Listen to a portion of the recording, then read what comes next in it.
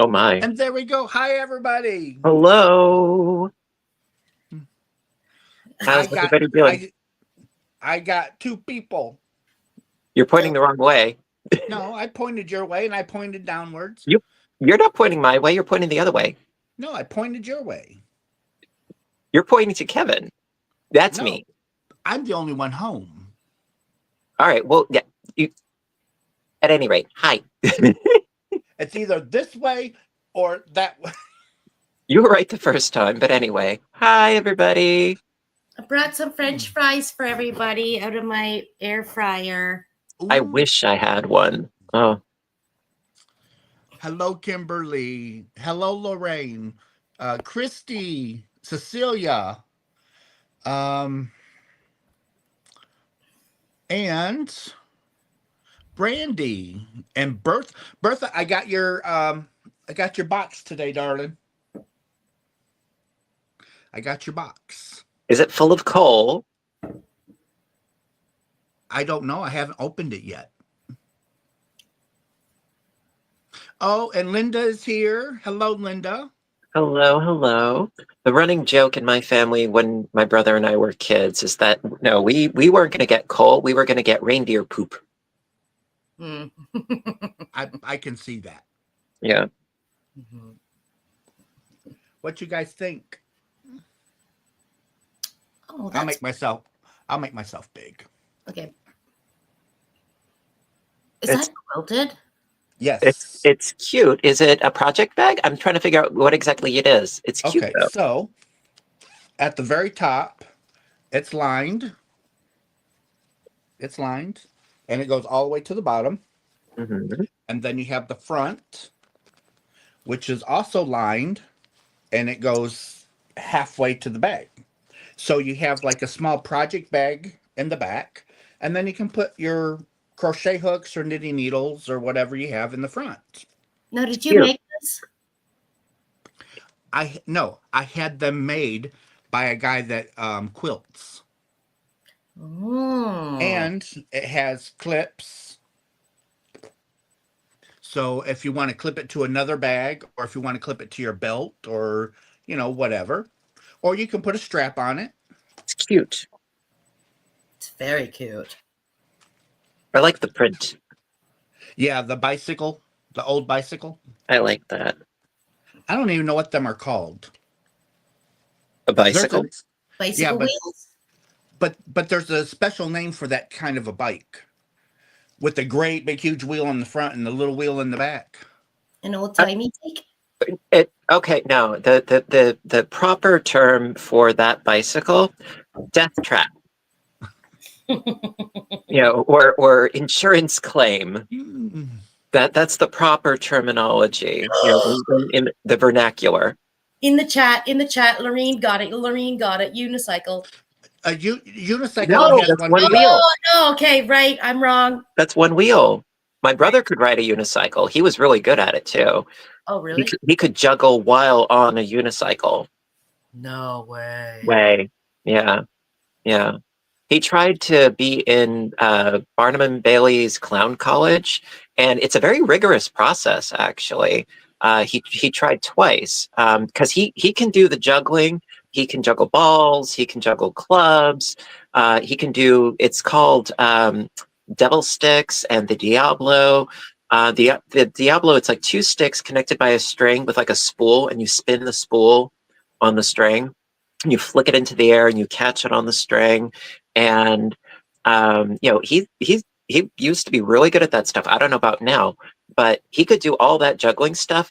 The thing is, you also have to have the acting as well, being able to pantomime and that sort of thing. I think that's where there was the disconnect. So he didn't actually end up going to clown college, but he did try, and he had like half the credentials. Penny farthing cycle. That sounds about right. Hello, Michael. Hello, Sherry. Hello, Hexen. Hello, everybody. Hello, Michelle and Louise. Do you have that wrapping done? No, I just got off work. So, hello, Sam, and hello, Karen. So when I So I always have to take mom shopping the day after Thanksgiving. That's been 20 years in the making. You mean you take yourself shopping and she's along for the ride? No, I have to take her. So I have to take an entire week off to go, which is okay. I don't mind.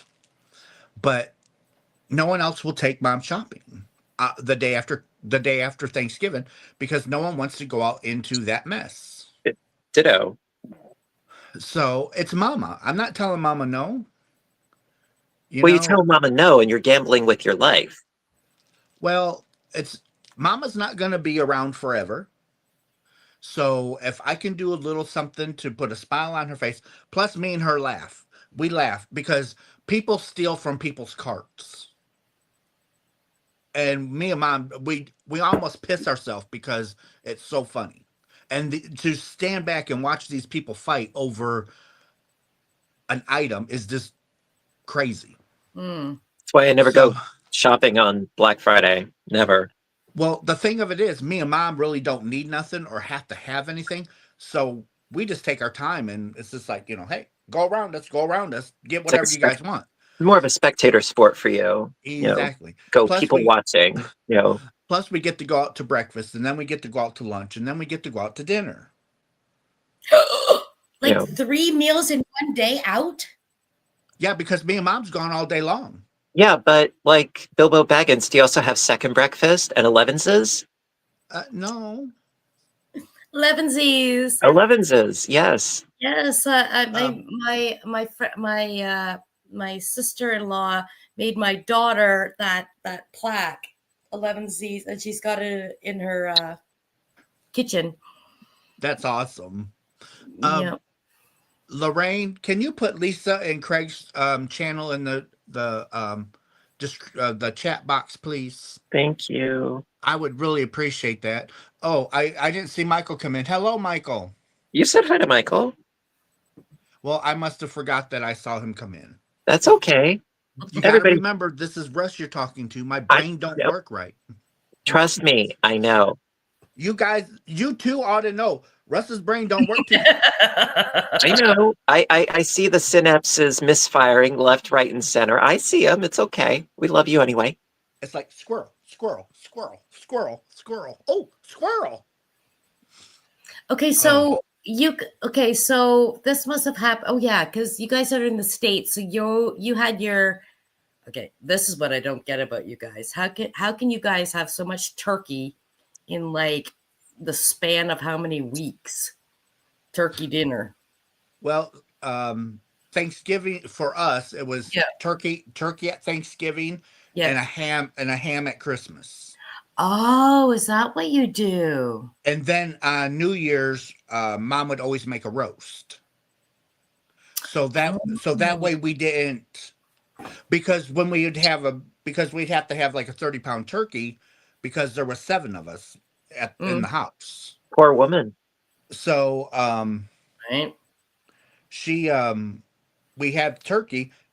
All the leftover turkey went into turkey this and turkey that and turkey this. So it went on for a couple of weeks. Yeah. So at Christmas time, we're turkeyed out. Right. So we always had ham. So then it was ham this and ham that and ham this to finish up the ham. So then on New Year's Day, we would have the pot roast because we were poor. So we had to make things. Yeah, well, exactly. Last. My favorite thing about turkey, I'm not into the big meal deal. My favorite thing about turkey is the leftover turkey sandwiches. I could eat turkey sandwiches till I turn into a turkey. Yep. Mom would boil she would boil noodles and then she would put some milk and some butter and cheese and all this that kind of like make a macaroni. Sounds good. And then she would throw the turkey in it, and then she would put this layer of cracker breadcrumby thing on top, and then she would bake it. Well, you had me at cheese, right? Cheese, you had me at cheese, right? I am part mouse, so part spider, part mouse. Well, like for Christmas here, sorry, for Thanksgiving here, it was chicken cordon bleu, which was awesome. And who's he? What's it? For Christmas, like we were going to do a ham, but last minute, my mom's like, we always end up with so much leftovers. We really do. Um, Hello, and hi, Princess. Princess. Hi. We always end up with so much, in the way of leftovers. And now I love ham. I have nothing against leftover ham. But my mom's like, why don't we just like do Chinese takeout? I'm like, okay, that's totally fine. I do love me some Chinese.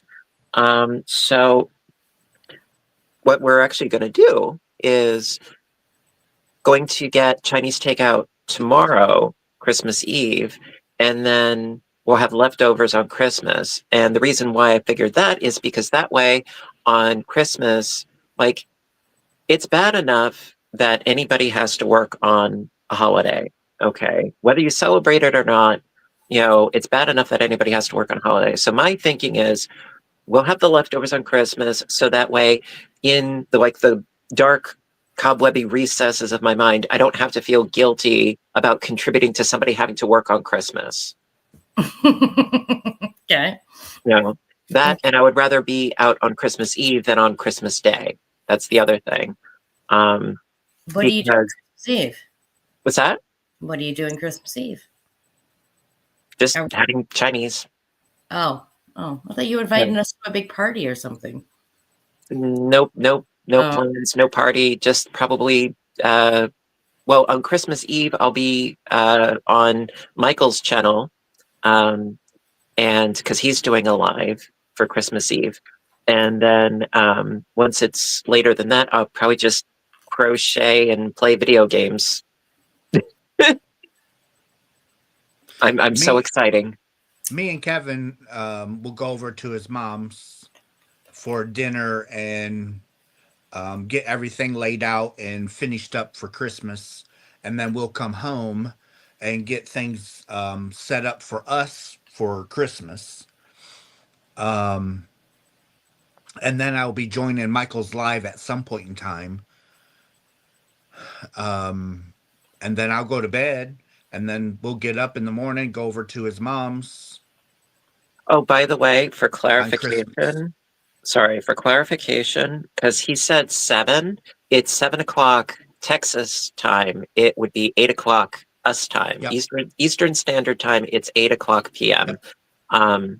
And if everything goes according to plan, if I'm not mistaken, it's like a full 12 hours. So for us, it would be 8 p.m. till 8 a.m. I don't know how he's planning on doing that, but more power to him. I mean, I'm only going to be on for a bit because reasons,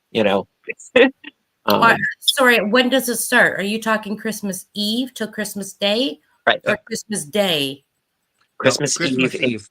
Christmas Eve night into Christmas Day morning. Okay. Gotcha. Yeah. So, he was really sweet and asked me to join in. So, I'll be there for a bit, That's nice. Yeah. I was like, that's cool. But no, other than that, just been working on a myriad of projects and trying to do some recording. I mean, I'm kind of slacking this week with putting out videos because it's, the holidays. Christmas Eve, 7 p.m. Central Standard Time till Christmas Day, 7 a.m. Central. Yeah. So I wasn't mistaken. Thank you, Michael.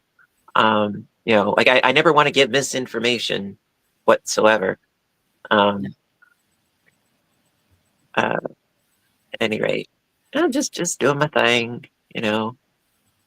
Hello, little Rosie. It's nice to see you. I've seen you in here in a long time. She won one of my giveaways a few months back. Aw, that's nice. I don't do many giveaways. I mean, I give away. I just not on my channel. No. That's too expensive, man. Like too expensive. It is. Canada Post just went off strike. Yeah, but it's going to take you guys a good month to get all the mail going on a Right? normal, And because I'm sure it's piled up. yeah, I'm sure it is. I don't know. I haven't checked my mailbox. But I'm sure it's just bills, bills, bills, so I don't need to check my mailbox. They can pile up as much as they want. Are you Well, I getting heard bad weather? Had ice? Sherry, as of right now, no. Um, the most that we're going to have is rain. We're supposed to have rain showers tomorrow, or we're supposed to have rain showers for Christmas. It's supposed to be like 40 degrees Christmas Day. Oh, really? I want snow. I want snow too. I want snow. Oh, And here's the thing. I'll Here's bring the you thing. Lisa, you got bring you, snow? I'll bring you outside. We can go sledding in my car down my street. Just FedEx it over here, okay? Okay. No, I want snow. Now the thing is that like in an idealized scenario, okay, Mm-hmm. idealized scenario is that on Christmas night, Christmas Eve morning here now. Well, happy Christmas Eve, Angela. Um, Ideally, if on Christmas Eve, on Christmas Day night, like we're talking like late, okay, really late, we get a like severe blizzard. We're talking like at least a foot, with like extreme wind and the howling wind and the blizzardy stuff's going on. Because then on Thursday, when I'm supposed to go back to work, the library will be closed, and then I'll be off not just that day, but also Here's why you my need an my. electric trike. Was that? Something about somebody's electric trike. I heard something. That was weird. That Told you my that house was haunted. apparently no. That's weird.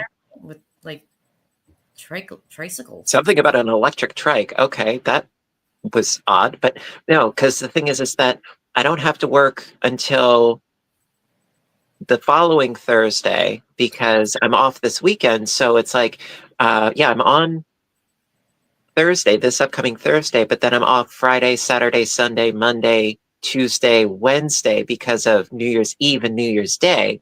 And then I go back on Thursday again. So it's like, if I could have this Thursday off, I'll be off for like another week. So nothing quite like being greedy. No, I hear you totally. Okay, so where do you work? A library. Okay. I check things in, I check them out. It's like Planet Fitness, but with books. Oh, right on. Yeah, I'm the same way. I'm like, yeah, snow, snow, snow, snow. Then, so I work Christmas Day. So Oh. it's snowing now. So I'm thinking, okay, stop tonight or tomorrow. And then I get to shovel all day tomorrow. And then I'll go to work the next day. Because we really haven't had anything here so far. We had like flurries, but it wasn't like, it's nothing that would stop a mouse. It was like, Okay, where do you live? Where do you live? On Long Island, just east of New York.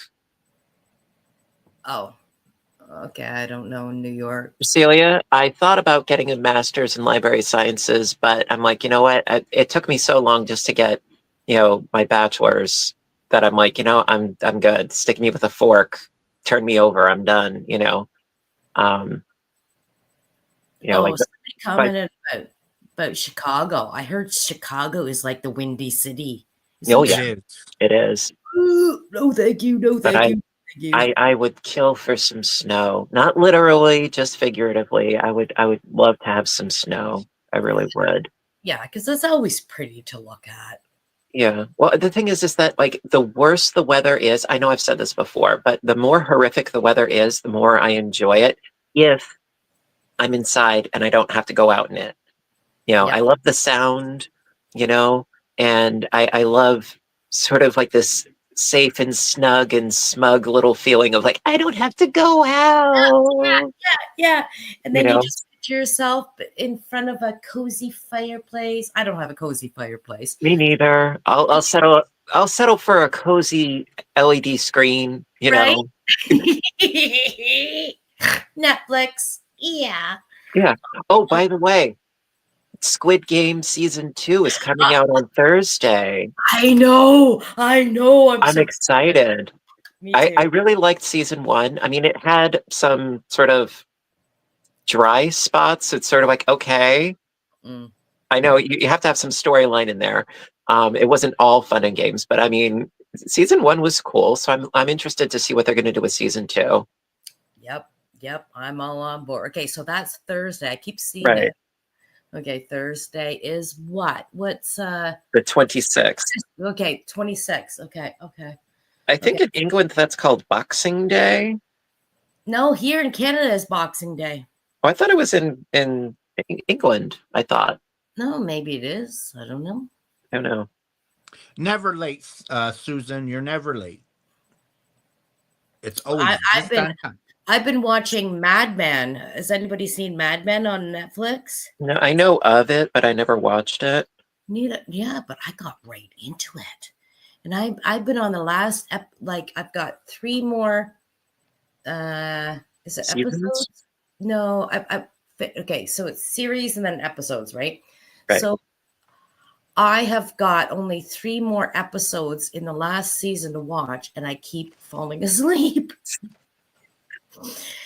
For like 3 weeks now, I've got 3 more episodes to watch. There are worse things. You got something to look forward to.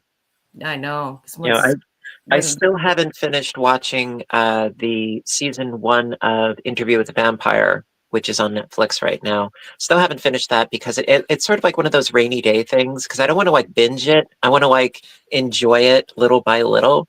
And I'm still reading the book, as well. It's so good. It really is. But now I'm looking forward to Squid Game. That should be fun. Yeah, me too. Me too.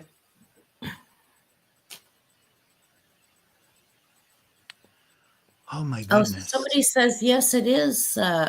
Wait, somebody says yes, it is in the UK too. Oh, so I'm not completely delusional, just a little delusional. Well, I see, thought that's Boxing Day funny was because the my day after daughter and Christmas. son-in-law live in the Yeah, UK. that's what I was saying. That It is. Thursday. Yeah. Oh yeah, Lisa Ladybird Loves. She lives in England or UK. She says it's Boxing Day. Oh, okay. Well, I didn't know that. It's Boxing Day for me, the day after Christmas. I'm in Canada, so I didn't know Right. that. Well, I small wouldn't have world. known. Well, I know it's called Boxing Day, but I don't know exactly why it's called Boxing Day or what the significance is. Please educate for those of us that are not in the know. Well, I'm gonna have to Google that. I just grew up with it. Boxing Day. Boxing Day. I mean, I know it has nothing to do with pugilistic fisticuffs. It has something to do with that's the day that shopping. everyone puts the boxes out to the street and go shopping or something like that.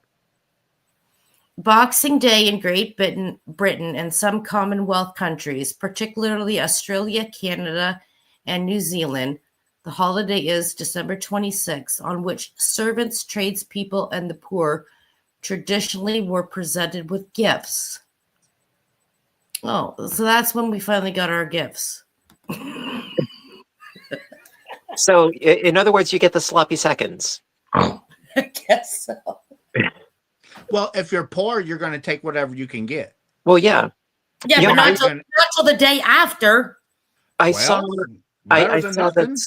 I saw this video about it. It was a thing called like the Angel Tree. It's like a Salvation Army thing where people would put on the Salvation Army Angel Tree. I think that's what it was called.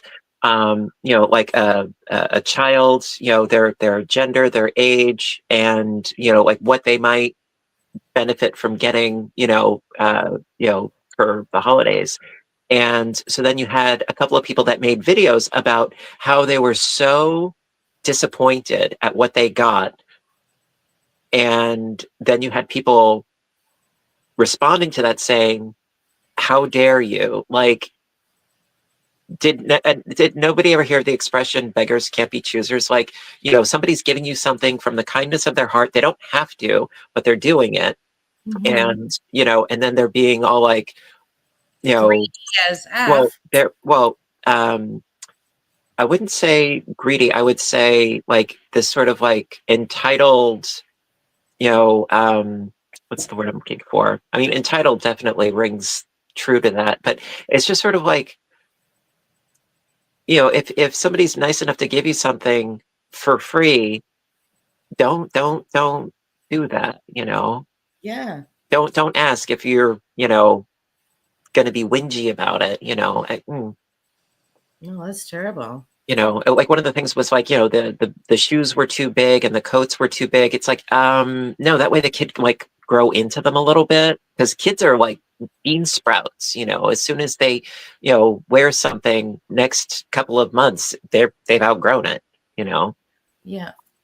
but But anyway, also, okay, so for us in Canada, we shop on Boxing Day. That's when we have all the sales. Boxing Day is you guys have, what do you call it? Black Friday or Christmas before Friday or Black Friday, day after Thanksgiving. right. Black Friday. And then we also I mean, any opportunity for stores online or otherwise to do sales. There's like Super Saturday and like Mega Monday. Like they do a lot of these, so to try to promote sales. When there's like Monday. Cyber Monday. Thank you. I couldn't remember. That's when you buy yarn. No, that's when you buy yarn. But before the internet, you guys just had your after Thanksgiving, whatever it's called. The Black Friday. Right. Right. And for us, we had Boxing Day. It was Boxing Day sales. You went loony after Christmas buying everything on discount. And no wonder why, because if you guys, okay, seriously, you go into a store, I don't shop, so I don't even know, but like it's Easter, and then so you better get there before Easter, because what's the next holiday? Everything's sold out, and then it's Well, but that's how it is wherever you go, because like right. I remember there was stuff for Christmas at Walmart like right after Halloween. Yes. As soon as they got rid of the Halloween candy, it was all Christmas stuff. Christmas stuff. Like they bypassed Thanksgiving pretty much entirely this year because it's not a marketable holiday. Other than the food aspect, it's not marketable for them. But with Christmas, it's like, okay, so you have all the edible treats, you have the clothes, you have the decorations, you have the presents, the stocking stuffers, the this, yeah. So they instead of boxing it all up and throw it in the garbage, it's like, oh, we've got a Boxing Day sale, so everybody get your goods the day after Christmas, because we're gearing up for January, February. We're gearing up for that stupid Valentine's Day next.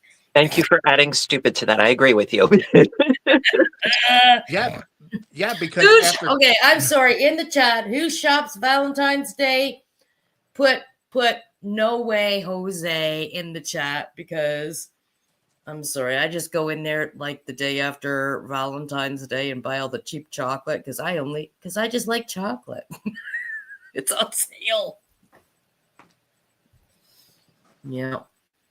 That's the worst time of year.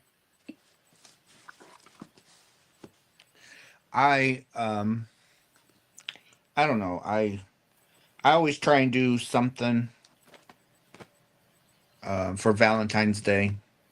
Mm-hmm. But this year I'll be on second shift, so That might be my gift.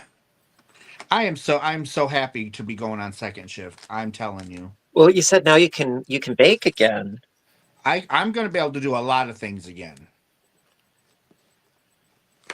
Because I remember you used to like really be big on making stuff in the kitchen. When I first met you, you were like, "Oh yeah, I'm making, chicken livers and this and that and the other," and like you were all about the culinary stuff, And then that just sort of went poof. Well, well, that's what I went to school for. Is for culinary. Really? Well, it was actually confectionery, but yeah. Like cake making, decorating? Uh-huh. Oh, Yep. really? Yeah, I used to decorate cakes. And then it got to be too much. Well, that's because you were decorating the inside of your tummy with them. It was starting to get to at that time. It was starting to get to you have an agreement with somebody to make a cake, and of course you make it legal and have all the paperwork signed. Exactly what they want and how they want it and when they want it and where they want it. And then the taste test. You had to make all these different. You have to make all these smaller cakes and bring them in to do the taste test. What taste do you want your cake to be? Um, the colors. It's a lot. So, I could never deal with that. and then you had to freeze. So when they're sitting there at the table, you put the cake that they chose, the flavor they chose, into a bag. You seal it shut. You write all their information on it, and you shove it in the freezer. Mm-hmm. Okay. So when they come back and say, "Oh, the color wasn't right," or "the flavor wasn't right," you can pull that out of the freezer. Look, Insurance. this is what you signed. That's smart. Oh, That's okay. very smart. You're keeping the evidence on ice so that they can't be like, "Oh, well, I'm a Karen. No, that's not what I wanted. Well, I didn't pay for this." even though you still had all of that, it's not worth the hassle going to court over. Oh God, no. It's a cake. It's not a legal issue. There shouldn't be legalese for a cake. It's a dessert. What is wrong with people? It's a dessert.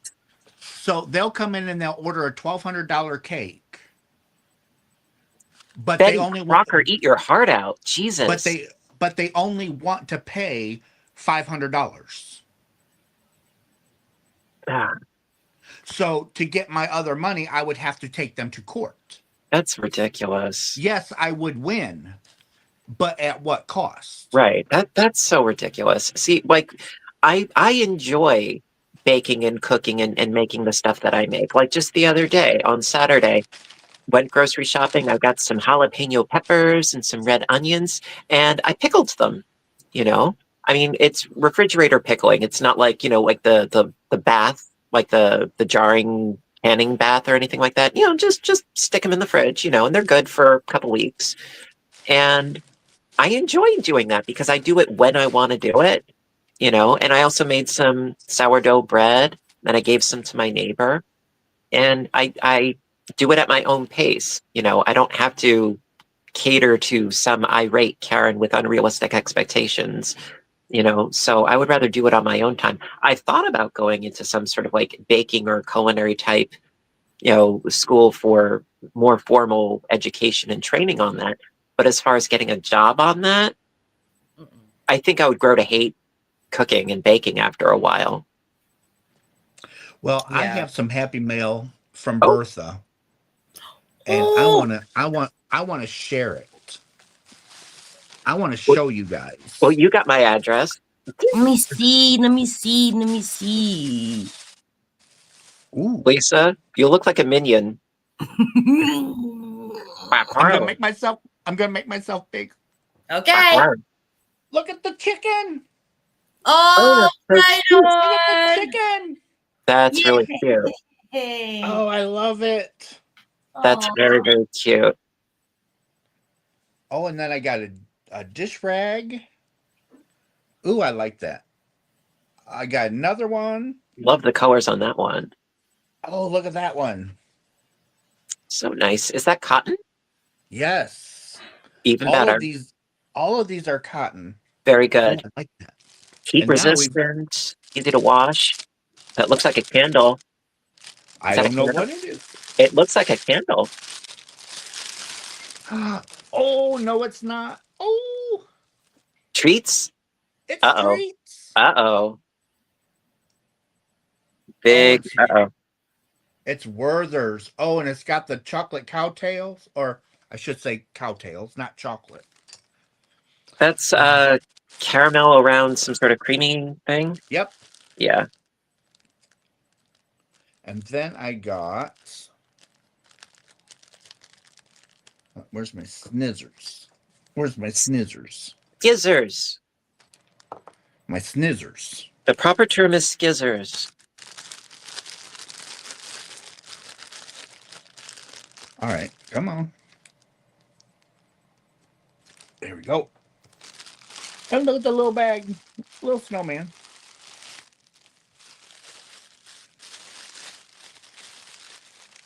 Ooh. Ooh. Look Oh, at that's that. pretty. Oh, look at the sparkle. Oh, Bertha, you outdid yourself. Oh, is that crocheted around like a plastic ball? Yes. Oh, wow. Yes. That is crocheted around a That's plastic really ball. cool. Oh my gosh. Oh, that's beautiful. Bertha, thank you so much. That's very sweet. And we got another one.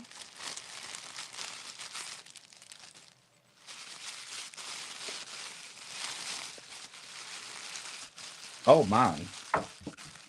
Oh my goodness. Look at this one. Oh, that's neat. Oh my gosh. Oh, nice. Oh. Sparkles and everything. I give a lot of credit on that because you have to get the tension and the size just right so that Everything's got to be perfect. exactly, so that it fits, just right because you want it to be snug. Blessings come in many ways. The nicest come as friends. Oh, Aw.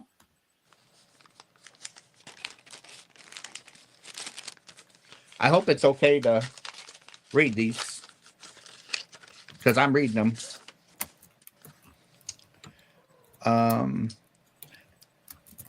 Thanksgiving is a special time for family and friends, a time to give our thanks to God for the blessings that He sends.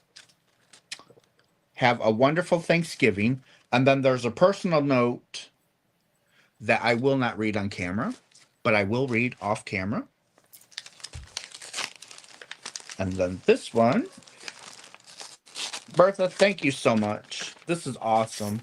So sweet. So glad we're friends.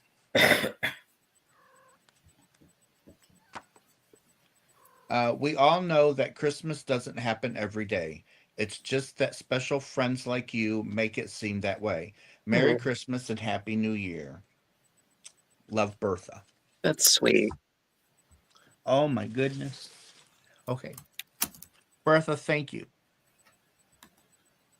I got to watch the buttons that I hit because sometimes I remove myself from stage.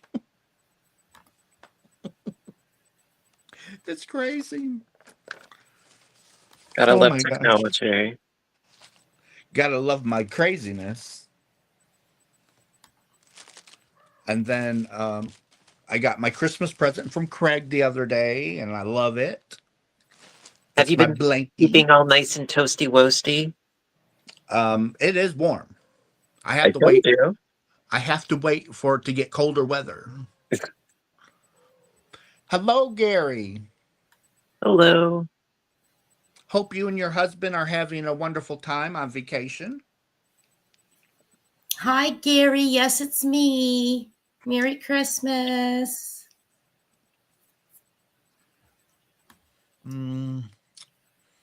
Happy Festivus.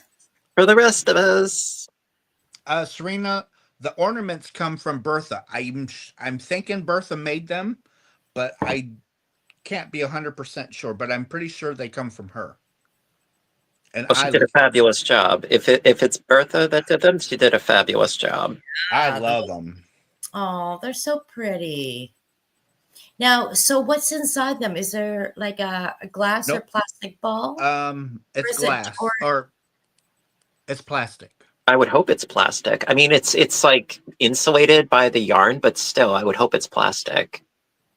It's just No, I was just wondering if there was something in it or if she starched it to make it a solid ball. Like, when you blow up a balloon. Right. No, it's usually crocheted, like it's two pieces with a seam. It's like two cup shapes, and that they're then joined together around. The thing is, you have to get the tension like perfect. So she did a great job on that. I give abundant credit on that because you got to get the tension just right. Otherwise it looks all cattywampus. Tension just right. Speaking of getting the tension just right, there's Matt. Hey, what's going on? How you doing? Gary, you and your husband have a safe travel, and I hope you guys have a wonderful time on vacation. Oh, yeah. Hello, Rebecca. Okay, we're getting some echo here. Yeah, because you need to turn down some of the stuff that. Okay, we're getting some echo here. Yeah, I got it. We're having technical issues. Okay. Technical difficulties in the house. It's like, I don't know about you, but I don't want to hear myself twice. Do you have a suntan mat? It's like, I don't know about No, that's my natural color. I'm kind of brownish. I know that, but you look like you've been out in the sun though. No. That's my natural color. I'm kind of brownish. No, that's all natural. Okay, so it was a one plastic bubble. So Bertha just crocheted around it. Yep. So she didn't do one plastic bubble. So she just you can see the seam. Oh. Right there. Right there's the seam. You can see the seam. And this one too. Yeah, but that's very nice. That's awesome. Yeah. I love my chicken. I recognize that. That's a bag a day. That's a bag a day item. I love my chicken. I recognize that. That's a bag a day. That is awesome. I like that. Matt, is that you echoing still? Yeah, probably. That's awesome. I like that.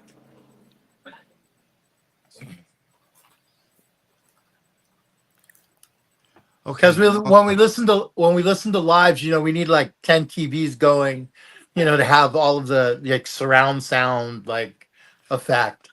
Oh, to add the excitement, to add all the excitement in the air. Exactly. We're just coming back from doing some shopping for the grandkids and just ate our salad. Yeah, we just had our salad and we saw you guys on and we said, so here we are. Well, hello. So can you tell us what you bought? Sorry, we can't because if they come there's family that actually watch my channel kind of thing. Mm-hmm. And it's like, pardon me, guys. How old are they? Ages? Oh, they're very from this to this. I mean, they're like 10, 11, Between what, 5 and 11? Yes, yes. Definitely old enough to be tech savvy enough to spy and then I find got out. twins. Then I got Yeah, twins. A set there's of twins. Yeah, set of twins. And, Bertha, nothing happened to my chicken. My 5 chicken. boys. Mm-hmm. Oh, look at that! You making a chicken? No, No, he got the chicken. Somebody sent it to him. Oh, that's Bertha, awesome. That's very Bertha cool. sent me a bunch of handmade crocheted dish towels. Oh, that's And so cute. and she sent me these 2 beautiful crocheted. I was looking at this. Those are beautiful. Those are really nice. I love it. And then I got a jar full of Werther's different Werther's. candies. I Mm. love that. And I love this jar. I love Russ? that jar. Russ, getting Werther's officially means you're old. That's It doesn't matter. We love Werther's anyway. You know what? Okay, hear me. that's okay. I think Santa Claus is gonna bring them grandma candy. Mm-hmm. Those Okay. are good. Well, like what? Like ribbon candy? Because that's no, not ribbon candy. Mm-mm. No. Chocolate. There's a special type of candy, and that's the logo. There's a little old grandma on the On the logo. Oh, okay. No, Werther's. Okay, let me tell you a story. Those Werther's candies. Okay, wait. Is there chocolate in those Werther's, or am I thinking of another brand? No, of Werther's are like butterscotch. Mhm. Oh, those hard. Werther's originals. Those are like butterscotch. Okay, yeah. But Werther's also have the caramels that are 'Cause soft. I like the that are green. soft and I like the chewy. green apple. The green apple The green Those are apple good. caramel one. or Yeah. just caramel. And Caramels are good. Werther's does have a chocolate caramel. Yes. Oh, Mm-hmm. And I then thought that was Reason. there's And it well comes sugar free too. that's what's in my jar. Oh, that's awesome. That's Well, the one that's coming is full of sugar, so it'll make up for it. aren't you diabetic? Nope. No. I just eat a lot of sugar-free stuff. Oh, Yeah, I drink a lot of sugar-free. Well, I drink everything is always usually sugar-free. yes, here also. See, I can't do it because it gives me the shakes. Mhm. Like any kind of like fake sugars, like oh yeah. anything like that, it gives me the shakes. Really? Oh, Yeah. aspartame stuff. No, that's gross. That is actually worse for you. All that fake shit. Even stevia, monk fruit, like all of that stuff, it gives me the shakes. Worse for you. It's not for our bodies. Nope. I'm old school. I just do sugar. You know. Yeah. Yeah, know- but you weigh about 10 pounds soaking wet. Some people cannot do sugar, so they have See to. that's why Russ. That's why you only see me from here up.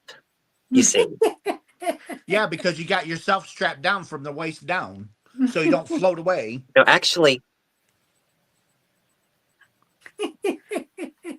What does it say? Oh, I love that. That is awesome.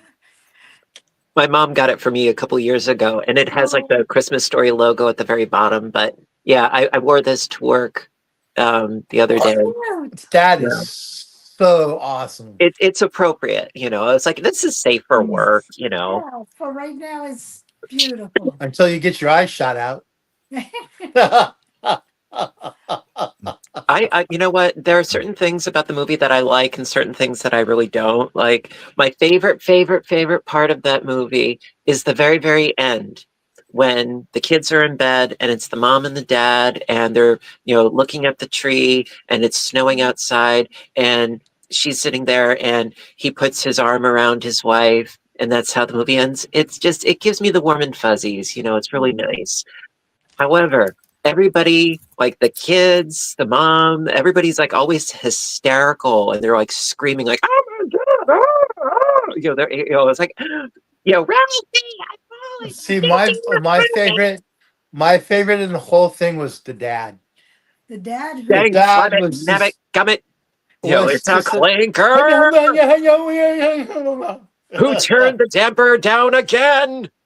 the You know, Africanus. and the fragile. It's yes, from yes. Italy. Must be It's from Italian. it's Italian. The book was good too. The book was really good. It was called In God We Trust, All Others Pay Cash" by Jean Shepherd. And the whole thing with the Christmas is just like a small snippet of what's in the book. There's a whole other bunch of stuff about him growing up in, I think it was like the Midwest, in a poor Depression era family. It's good if you can get past the racist and misogynistic digs every now and Yes. then. Yes. If you can get past that, I thought it was a good book, but it was a different time period. Yeah. But aside from that, no, I thought it was a good book. Yeah. The one you should check out, if you can find it. I know I've got a copy of it somewhere. And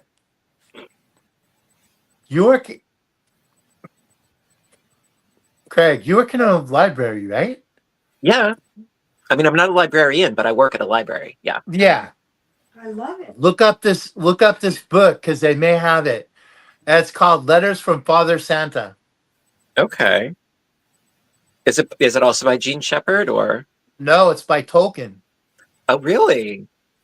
It's a whole book of when of him. It's all original like letters from him as Father Santa to his kids. Oh, So it's all these talking about about what the kids want for Christmas and like that kind of stuff and we're gonna be you have to be good and it's all of this. It's Tolkien writing these letters as Father Santa to his kids. that's cool. I mean, there was a book of his that I read. It wasn't Lord of the Rings or The Hobbit. I want to say it was called Roverandom. I think it was about a little toy dog that belonged to his son, and he wrote a book about it and how like the dog came to life and had these adventures and such. I want to say it was called Roverandom. It was something Rover-ish, if I'm not mistaken. Somebody in chat, please Google it. It's like I'm phoning a friend here. But yeah, I remember reading that. It made me think of the book called Water Babies. And I can't remember the author of that, but it was sort of like a, I know old that. school. I've heard of that. I think I've read that book. It was like an old school fairy story. I mean, Water Babies was about I think it was about a chimney sweep that escaped from having to be a chimney sweep, and he ended up on like this little fairy tale fantasy journey. If I'm remembering correctly, it's been years. It's been years. The one that was really neat, I really enjoyed. It was called The Magic of Xanth, and it's by Piers Anthony, and it goes through like it's kind of like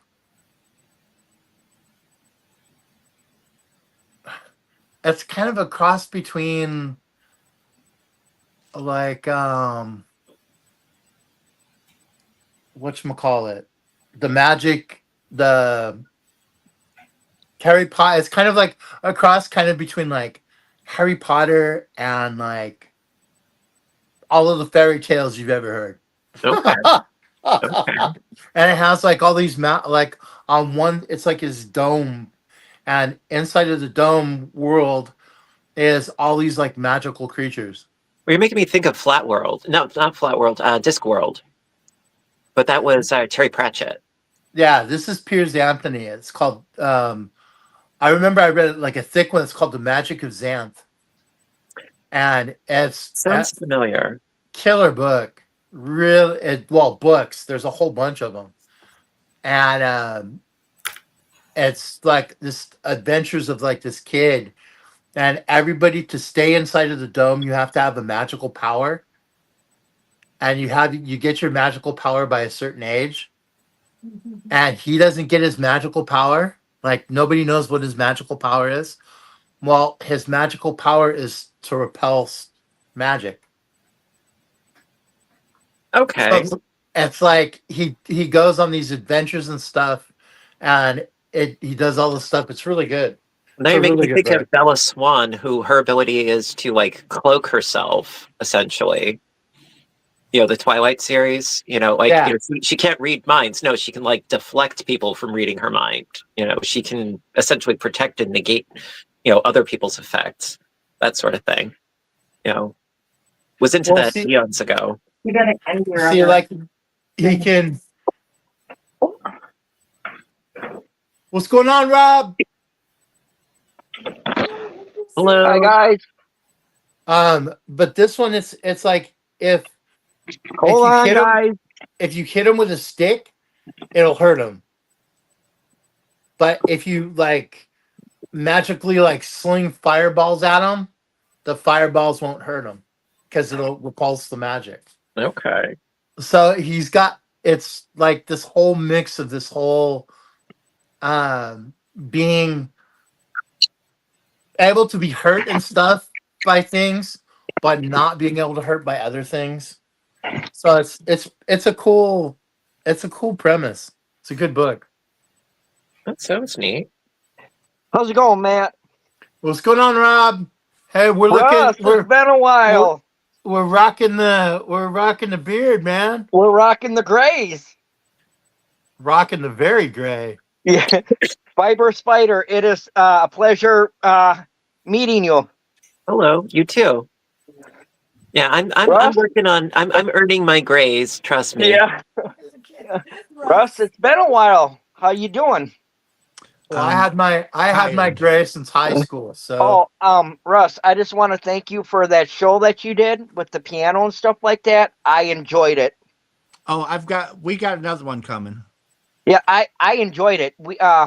Me and Heidi, we turned the TV off. We put you on, and I'm sorry, but we were kind of laughing too because you were having problems with your yarn. Wasn't that? Oh my! I created that entire mess. I created that. It wasn't the yarn. It wasn't the yarn company that did it. Russ created that huge. That was some serious yarn vomit. Well, I apologize if I was I mean, I thought it was kind of. I thought you were gonna go off and just start throwing your yarn. well, That's what I thought. I was thinking the same thing because Rebecca had a mess like that too. She had some instead of pulling it from the outside in, she pulled it from the middle, some Queensland, and it just like barfed all over the place. Well, Huh? I usually always pull from the center out. Always center out. But when I was packing up to go visit mom for the 11 days, I just took a box instead of doing a project bag. I just took a big square box. I threw the blanket in there. I threw all the yarn in there, and I took my crochet hook and I shoved my crochet hook in the center of the yarn ball I was using. Hey guys, I'm gonna show you some yarn that my wife bought me for an early Christmas present. Lucky man. And I love them. I really do. But one of the yarns.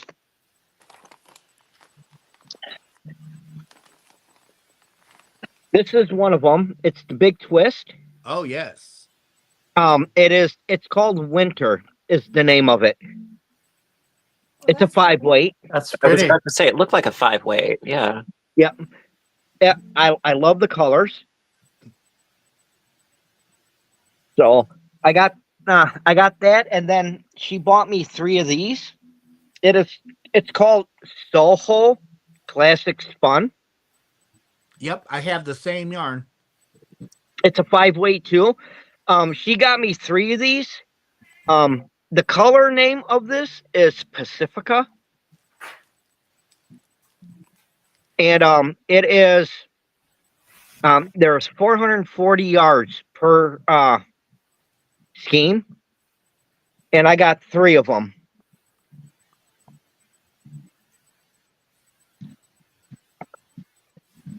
I would say that's probably not enough for a blanket, but definitely enough for a good shawl. Yeah, I mean, I like the colors of them. I really do, especially the 3 skein ones. So that's pretty colors. Yeah, it's almost like that. It's really Yeah. close, and Yeah. it's Soho, but the colorway here is Monaco. Ah, okay. Well, the color that you're showing, it's practically pretty much like the same as that. It might be. I think yours is a little darker. Yep, mine's darker, Actually, but it's the same. Rob, What actually, was you know that? what? With the 3 skeins, let me like scratch it and reverse it. Instead of a shawl, a hat and cowl set. Oh, I could do that.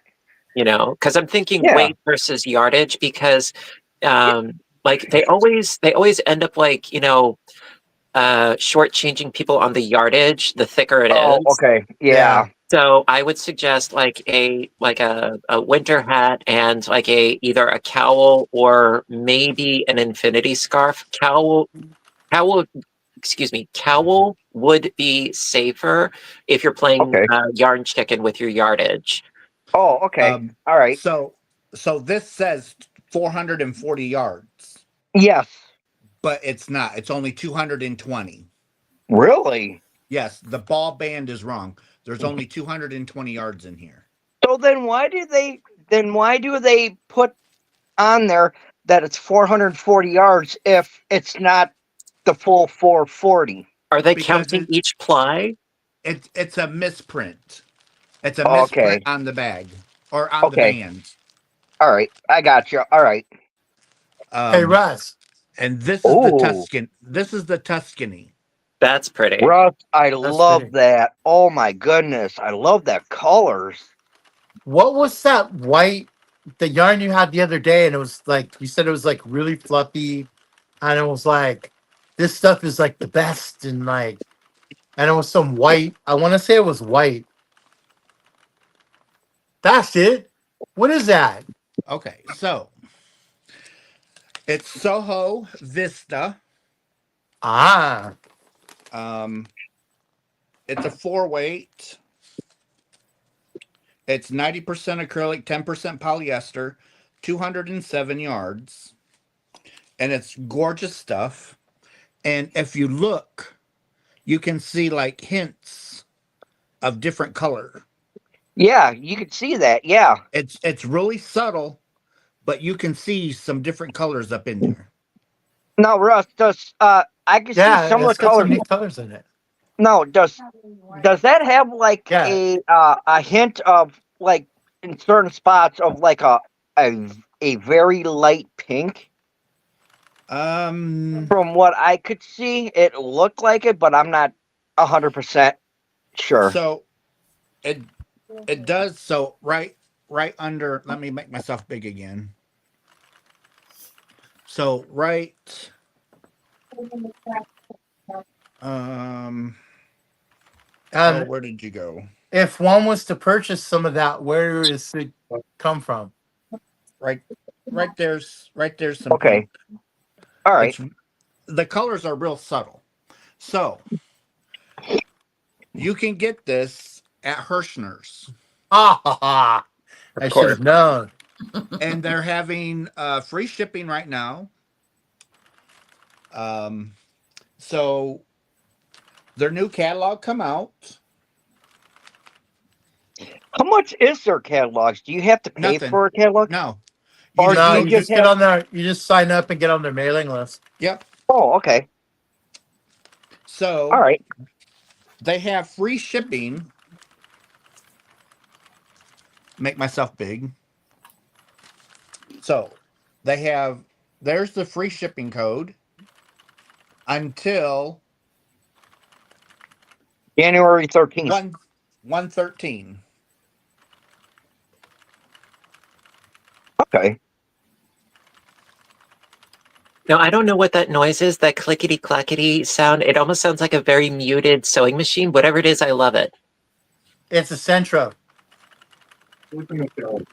I'm sorry, a what?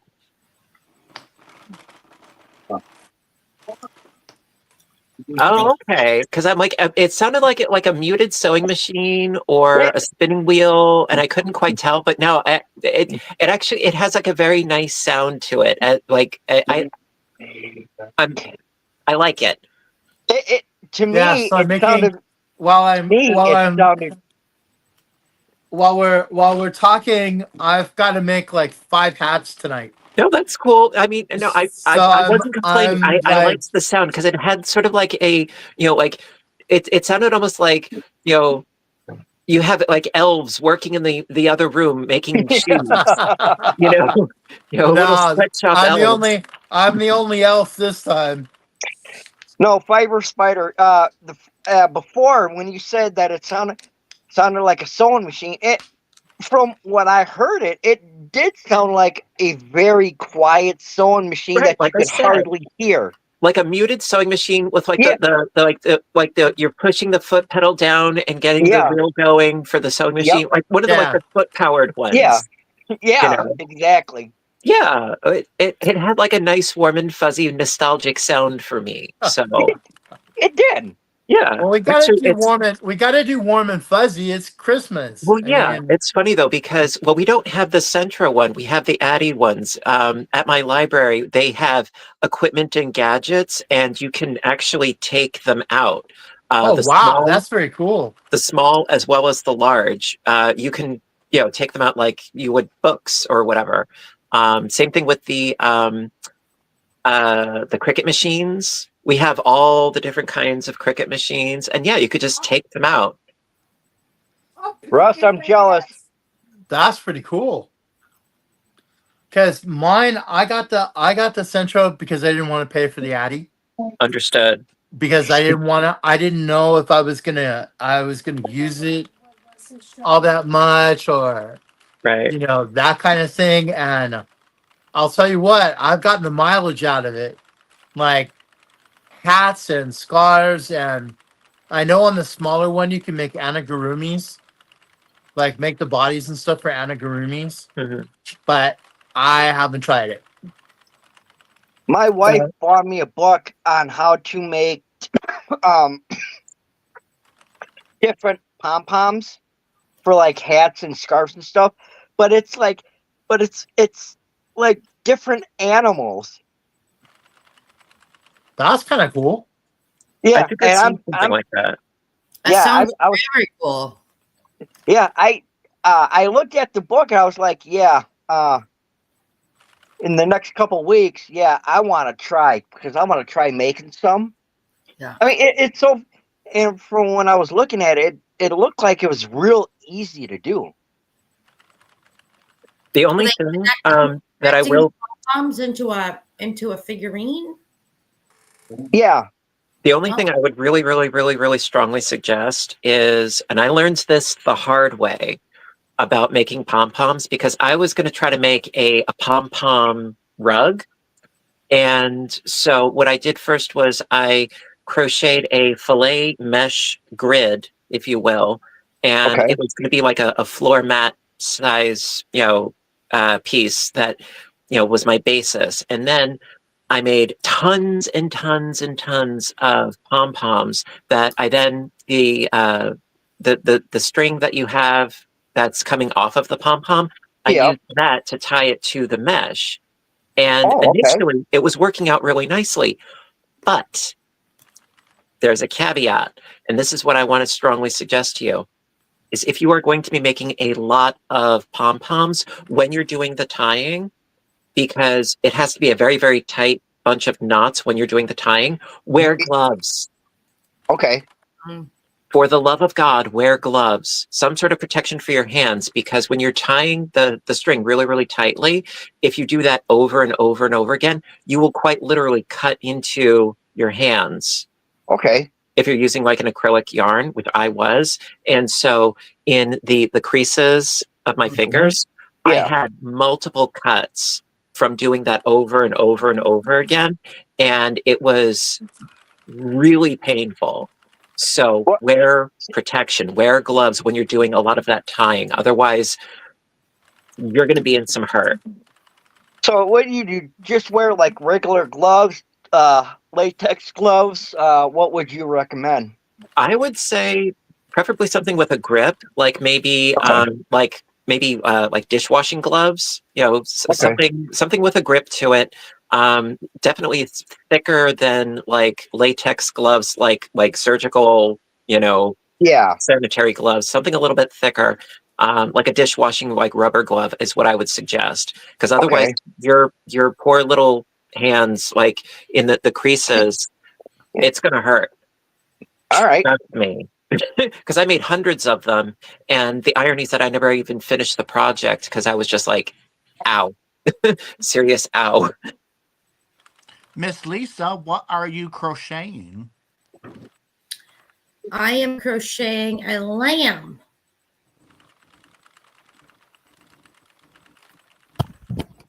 I'm crocheting a little lamb. Now, is that your own? That is cute. Oh, Now, is that your own design, or Look, Mom, no hands. Aw. are you using a pattern, or is that your own? I'm using a tutorial. I'm Okay. following a tutorial on the YouTube streets. That is awesome. That is. I I'm was very thinking about maybe trying to do like different amigurumi animals, and a sheep or a lamb or a llama is something that I thought about. I'm very Hello, proud. Linda. Hey, everybody. What's Hi. going on, Linda? Hi. Hi, how you doing? I'm good. How about you guys? Good. I'm not doing too bad. It looks like Linda is cold. Yeah, after dinner, I got like super chilled and I'm having a hard time warming up. Yeah, we had crappy weather today. It was cold out. It was gloomy here, but the temps were warmer than average.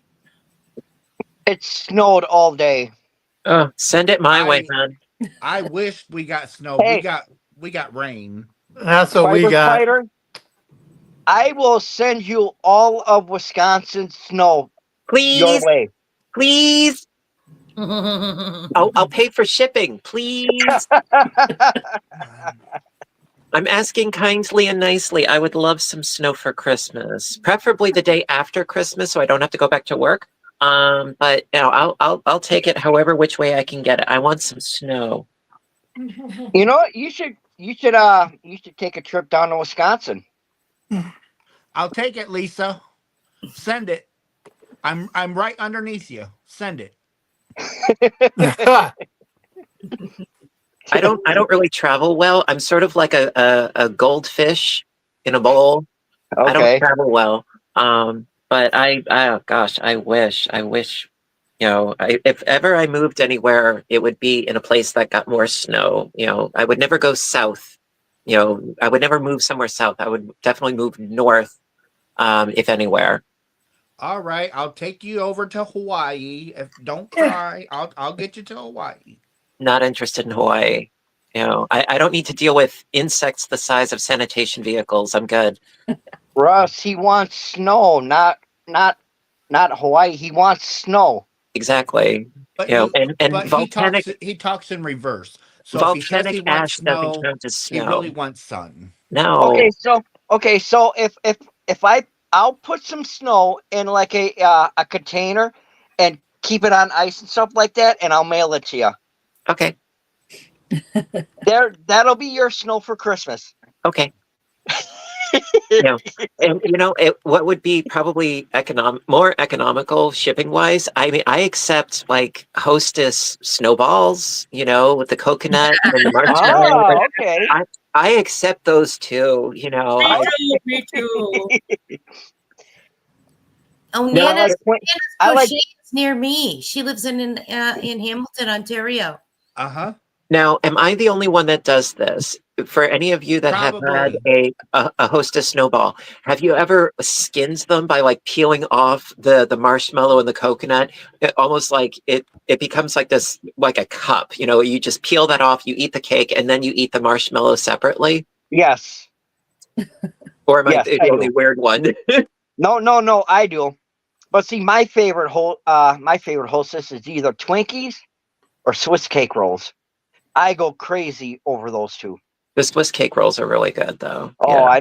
I love Swiss cake rolls, man. I used to buy like 5, 6 boxes, and by the end of the day, I'd have them all gone. Or those I fruit love the pies. I love the The fruit peanut pies butter are good too. things. When Was I that was this? when I was in school, that was the thing. Every day on break, one of those like a fruit pie Yep. and milk. Well, I remember when I was in The fruit. elementary school, the big fad was it was a little wheel of cheese in red wax. Oh, Baby Bell. Oh, Yes, and the thing is, but here's the irony: like the kids didn't care about the cheese. No, they wanted the wax because The lips. no. This was more insidious. I feel so bad for the custodial staff back then because Oh, they didn't chew the wax, did they? nope. The wax went airborne and ended up stuck to the ceiling of our cafeteria. oh no. Yeah, yeah. I never partook because I never got that cheese in my lunch. But no, the ceiling was dotted with balls of wax. Growing Well, up in the I'll 80s. tell you. I can tell you a little story about a kid that went to parochial school. Named Matt. Huh? Named Matt. I'm not saying any names because I'm pleading the fifth on this one. That would sit in the back of the class and would get a little bored with what the nuns were saying and would melt crayons on the radiator, the heat radiator thing on the back of the in the back of the class. Like I melt crayons on it. So by the end of the year, the whole thing was all full of like wax. That sounds cool, Justina. That sounds really, really cool. Well, I mean, you ever melt wax in between two pieces of wax paper, or like crayon shavings in between wax paper makes stained glass? Yeah. No, never did Who's that. doing who's doing it? I think Dawn Aaron is going to be doing some stained glass.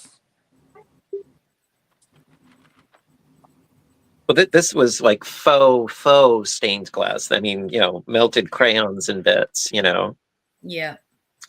because of course you had to sharpen your crayons, and the best was always the Crayolas with the sharpener in the box. Yes.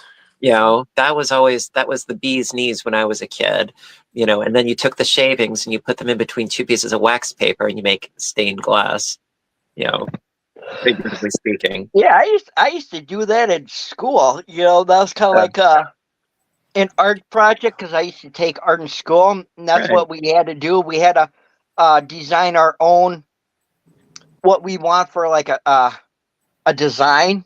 We would make our own design and then just do that, and the teacher would judge who would do the best. And I sucked at it. So I just did it anyways. I did a stained glass cross, and for some reason, teacher must have liked it and picked mine as a winner. Well, the fact that you slipped her a 5 didn't hurt, I'm sure.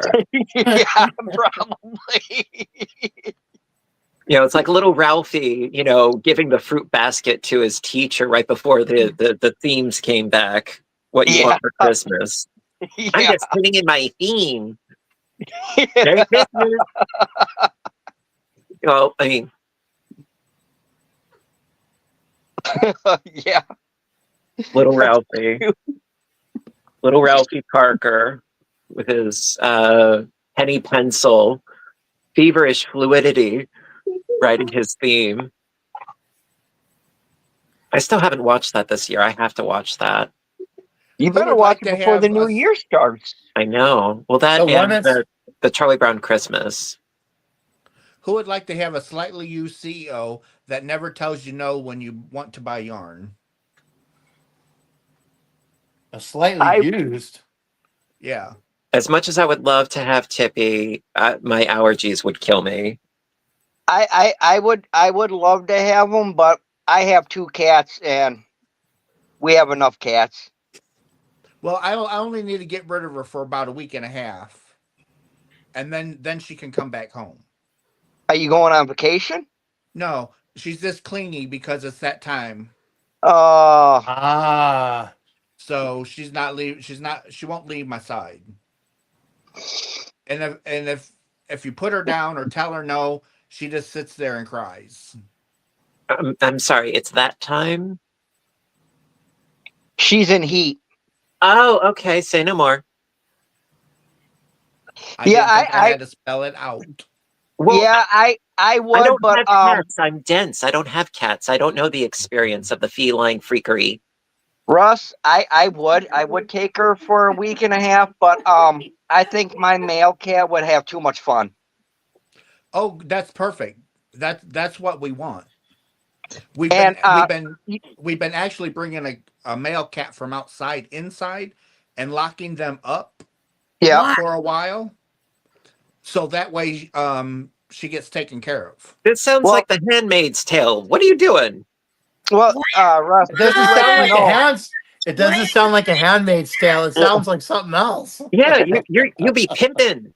Why are you giving cats out? What the hell? So before you have a female cat fixed, it's better for them to have at least 1 litter. Yeah.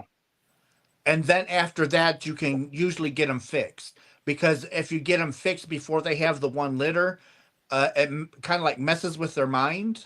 Mm-hmm. Because their structure is to reproduce. Where are you getting this knowledge from? Well, it still sounds like he's pimping putty tats. Yeah, where are you getting this knowledge from? Russ, my male cat, it's a purebred ragdoll.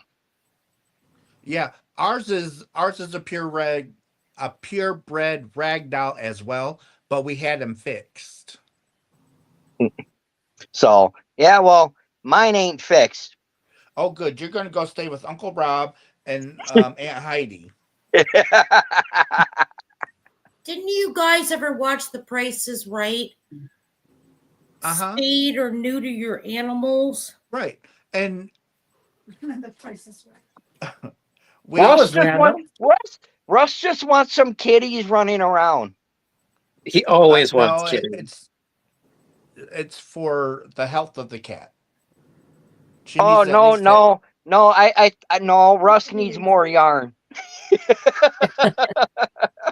He wants a little panel of CEOs telling him, "Buy yarn, buy yarn." Yeah. Buy more Tina, yarn.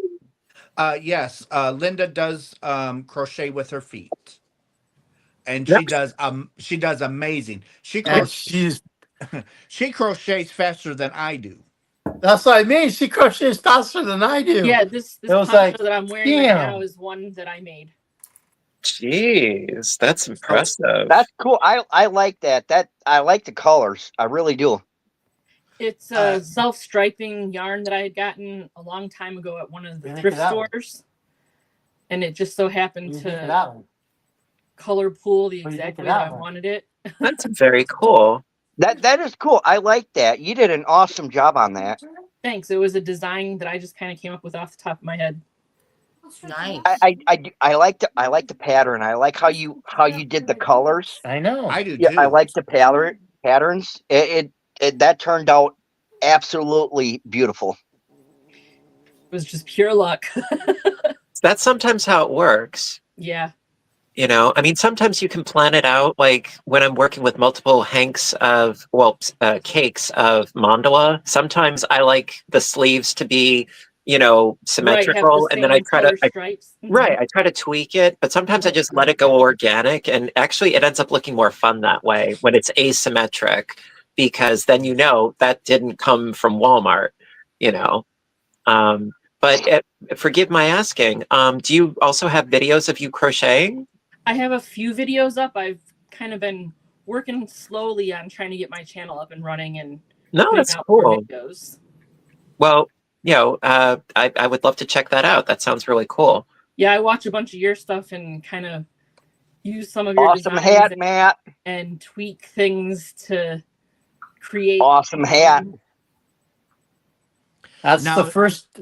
That's the first of 5. Well, you're 4 to go. Yeah. Well, Linda, I'm definitely interested in seeing what you do. Sure. Yeah, Yeah, I me used too. your tutorial for the which way fillet, Hmm. and I made 4 squares of equal size and then sewed them together to make a poncho. Cool stuff. Very Fiber cool Spider. stuff. My wife has crocheted so much of your patterns that you've created. Uh-huh. And let me tell you something. Oh my goodness. She and some of them she does a little twist. I don't know how she does it, but she does, and Nice color, huh? it is just Do you she like- loves your patterns. She Oh. really does. Thank you. By the way, Matt, suggestion Yes. for you. When I used to work with the Addy, I'm pretty sure it would be applicable with the Centro as well. If you use, those machines can be very finicky as to what yarn you use because, like, for instance, if you try to use like a Red Heart Super Saver, you're going to break the machine. You know? No, I've already tried. I tried it once with Red Heart. It was Right. the Red Heart camouflage, Right. and that It'll was all grind bad. your gears. So, I mean, one of the best yarns that I used for that was Vanna's Choice. Vanna's Choice worked really, really, really well. Oh, thank you, Mandy. Thank you very much. The Vanna's Choice worked really, really well. Now, another thing that you may want to try, which I would totally recommend. Oh, Mima, good luck with that. Sorry, I squirrel. Well, you can't see the chat, so Right, I'm no, trying. I I'm appreciate trying that, to- Russ. I'm sorry, trying to chat, put but them up I there. can't. I can only see the Brady Bunch squares we got going on. But with something that I did experiment with the Addy that I have is if you take 2 strands of like a weight of 2 or so, like a 1 or a 2 strands of that, hold that together as you're working the machine. It creates a really, really nice tweed. Well, I'm a little bit ahead of you on that one. Okay, cool. Where'd it go? Oh, fuck. Now, what I used, it was, I think it was called Wool Like, and it was a really, really thin acrylic. I want to say maybe a weight of 1, and there was a ton of yardage in each skein. Michael's had it. I'm pretty sure it was a store brand. I don't know if they still carry it, but they had a couple of really cool colors, and it was really, really thin. So actually what you could do, that's pretty. Blow them up, Russ. Very pretty. Yes. So what you can do actually, I don't know if you've tried this in your experimentation, is if you make a, instead of making the hat Right. where like one end is cinched and the other end is open, what you do is you take your tube, okay, cinch both ends, okay, and then put one inside of the other, so it's a double thickness hat. Is that double thick? Yeah, it's double thick. Oh, there you go. Because Now- see, I do the. That's the way I do it. That's the way I've always done it. Now here's on the an Centro? extra. I'm going to give you an extra thing for you. What you can do is take that as it currently is, and what you do is on one end of your cinched up bit, okay, sew on a button. On the other end that's cinched up, create a chain stitch loop, okay. Then you can use that as a cowl, or you can turn it into a hat. Oh wow! So That's why whether- that's why he's the I just man. learned something new. Yeah, So this one. whether you're in the mood for a hat or a cowl, there you go. Let's see. This When one. did you do a Virus Meets Granny 3-sided shawl like your wraparound arbor shawl? Actually, I did do a Virus Meets. Sorry, it wasn't Virus Meets Granny, but I did do a kaleidoscope shawl, but I never did Virus Meets Granny. I'm sorry. Go ahead, Matt. See, this was I was holding two DK yarns together, and I held the pink and the off-white. Well, it looks And gorgeous. that's what I had no. It just did its thing, and that's how it came out. Well, So it came the out really organic pretty. look looks really, really good. It has a very nice organic, sort of Like tweed. striping, Yeah. like striping to it. Yeah, It looks awesome. it So does. you know exactly what I'm talking about. But yeah, Yeah. if you do the button and the loop, then it's awesome. And you can of course crochet around the button with the yarns that you used so that it blends in nice. What yarn did you use for that, Matt? For this one, Yeah. this one is actually going to a cousin of mine, and this is 2 hanks of Arroyo. And what did you make the hat out of? The orange hat. Yeah. What yarn is that? This is Loops and Threads. Okay. So the Arroyo is going for one of my cousins who is, a lot older, and she likes pink and white. So I did the Malabrigo Arroyo for her, and then for the grandkids, I'm doing the Loops and Threads. Hang on. So I've got this color, which is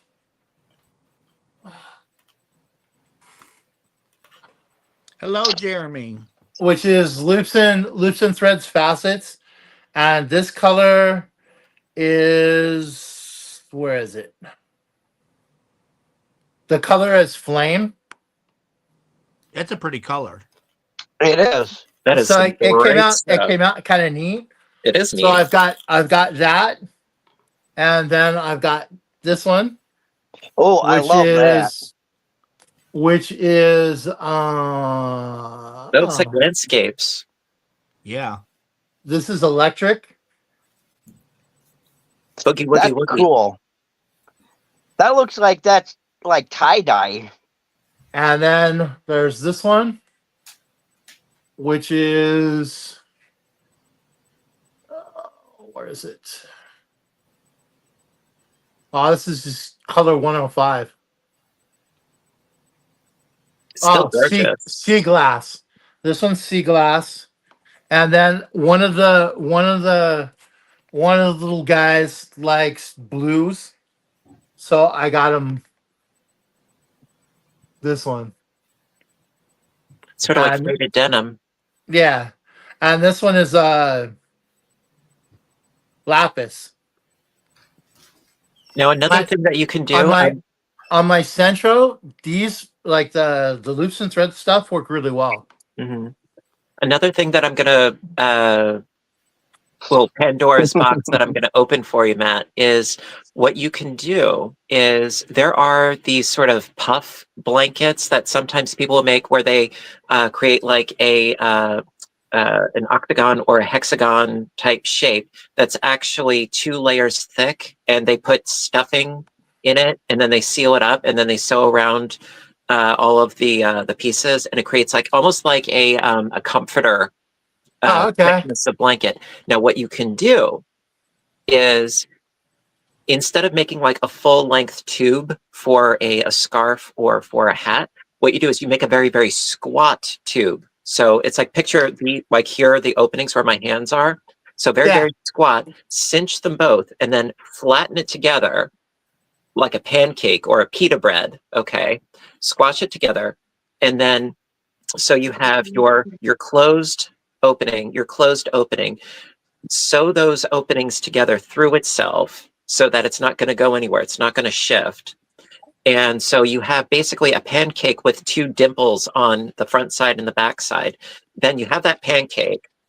Then you need to divide the number of stitches by like six, like 6 sides, and then you sew those pancakes together, along one side and then another side, almost like you're doing motif work with these flattened pancakes, really thick, really warm.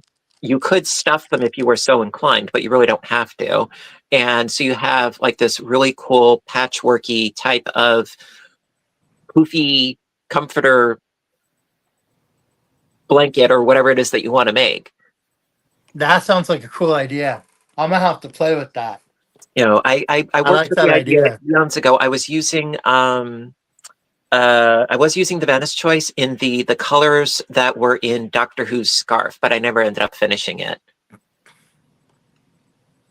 But I just wanted to give you that little Pandora's box food for thought, because it worked up really fast, because making those little pancake poofs, it works up so fast. It was like maybe 20 rounds, if that, and that took a minute or two. Yeah. Crank, and you're good. So I just wanted to throw that out, because it's been years since I've used the Addies. Like I know they're around here somewhere, but I have no idea where. But if I'm not going to work on something, I can give you food for thought, and you do you, boo. Take it and run with it. No, that sounds like I like that idea. That'd make like a big poofy blanket. That'd be cool. Very, very snuggly, wuggly, and comfy. Okay, guys, I got a question for you. Yo. Within the next year, I want to start doing scarves and hats, and I want to get an adding machine. What would be the best one to get, and where would be the store to get it? Personally, the bigger one on Amazon. Yeah, that's where I got my Centro. It's a 48 pin. 48 pin? Yeah. 48 pin Centro, which is the big one. Okay. I would definitely say the bigger one as opposed to the smaller one, because you have more versatility and choices. Because the smaller one, it's cute, but you can only do so much. Because you can also make flat panels as well. So I would say go with the bigger one, go big or go home kind of thing. And I would say Amazon, because if there's a problem, you got a good return policy with them. Yeah. Okay. All right. Yeah, because I want to get one too. Because and if you haven't looked at, I would take a look at them before you jump in, because the Addies, the Centro isn't as big of a like financial, but the Addies, I was looking at an Addie and it was just too much. Like the Addies are expensive. Yeah, they are, but also like I never had any mechanical issues with mine. So I have no experience with the Sentra, so I can't vouch for them, but I had no issues with them. The only issue, I'm sorry to cut you off, Matt. It's all good. The only issue that I had with my Addy was the little round counter. It's a digital display, and depending on the yarn, like the fiber content of the yarn, you can build up a lot of static, and the static charge can make your digital display malfunction and go a little bit crazy and skip rounds. Okay. That was the only problem. Because the Centro just has a regular counter on it. It's not like a digital. It's not digital anything. Yeah, mine was digital, so that was the only problem I had. So you needed to keep an eye on it to make sure that it wasn't going funky dory. The funny thing is my wife had an old Addy machine, and she used to use Red Heart in it, and she never had a problem. But then she bought a new one, and she tried using Red Heart, and it was like it's like the machine didn't want to take the yarn. Yeah. But her old one, she never had a problem with it. Yeah, I had gotten mine. Oh, I don't know. Maybe it might have been even like 10 years ago. Hello, how you doing? I'm like, that's I'm not Russ. doing. No, it's not. Hi, He said, take a spot. So I'm taking a spot. welcome. No, look at. Yeah, I think mine was like, Hey, what's going on, somewhere like Kevin? maybe 8-ish, 10-ish years ago, roughly speaking. So I can't vouch for any of the machines prior to that. But yeah, I like Red Heart Super Saver. My machine was like rebelling, revolting, like, no, don't do this to me. I'm gonna be sick. So Yeah, basically, those I ad. was So gonna do. I wanted to make a camouflage hat for my son, so I got the Red Heart camouflage. I'm like, this will be cool, and yeah, it wasn't cool. Yeah. So basically, those adding machines, you can use any other yarn but Red Heart. Well, I mean, it's not the brand per se. It's like you need something that is very flowy, very drapey. Red Heart Super Saver, it's a good, robust yarn, but it can also be a little bit stiff. Okay. I mean, like I have a tendency of using, if I'm using Red Heart Super Saver, I'll use generally at least a size J based on my tension. Because like if you don't use a big enough hook, you have no drape. Yeah, It becomes like burlap. And so I always go big or go home when it comes to the hook sizes. I mean, there are other Red Heart yarns that are thinner, but if you're talking Super Saver, your machine will reject you. Okay. All right. but I'm just did trying to get some ideas. Yeah, it that's did fine. it did like this though. See, that's the thing. I mean, they have more than one line of yarn. The Red Heart melange, it liked, but the regular like Red Heart, Like the regular Super Saver, it'll reject. It'll be it like doesn't like it. you're going to have to end up forcing the crank, and it's going to strain, and you're going to end up you risk stripping your gears and breaking your little hooks that go up and down, and that's the last thing you want. All right. I mean, the hooks can be replaced, but at what cost? Just go with a thinner, more fluid, flexible, drapey yarn. And if it's really, really thin, double it up like Matt did, Okay. And then you can create some really gorgeous self-striping-ish, tweedy kind of looks. Which, I mean, I love that scarf of yours, Matt. It's gorge. It is. I mean, I'm glad that I didn't, touch upon anything that you weren't able to figure out yourself, which is awesome. Yeah, because I tend to look at stuff, and then I think, what can I do with that? How can you mess with it, right? How can I mess with it? Yeah. How can I, play with this, tweak this to what I want to do with it. Mm-hmm. I'm the same way. So now Kevin's in charge. He can dish on all of Russ's secrets. I don't know any secrets. You know them all.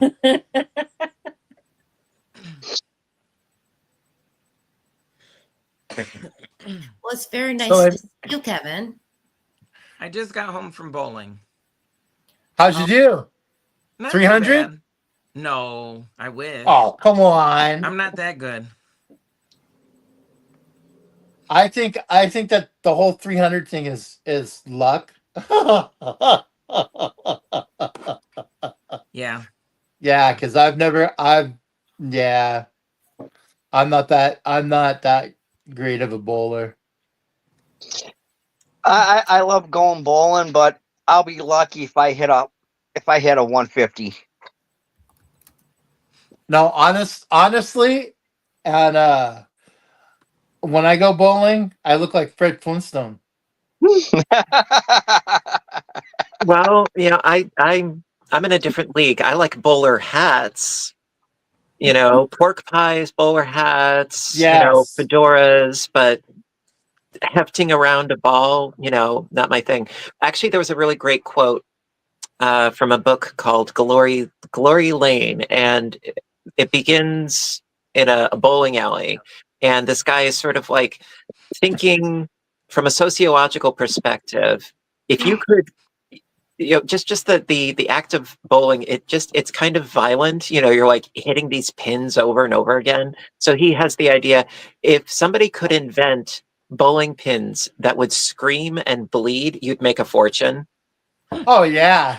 It's terrible, but I mean, it's like, I'll be right back, guys. Yeah, it kind of makes sense, Do you do 5-pin or 10-pin bowling?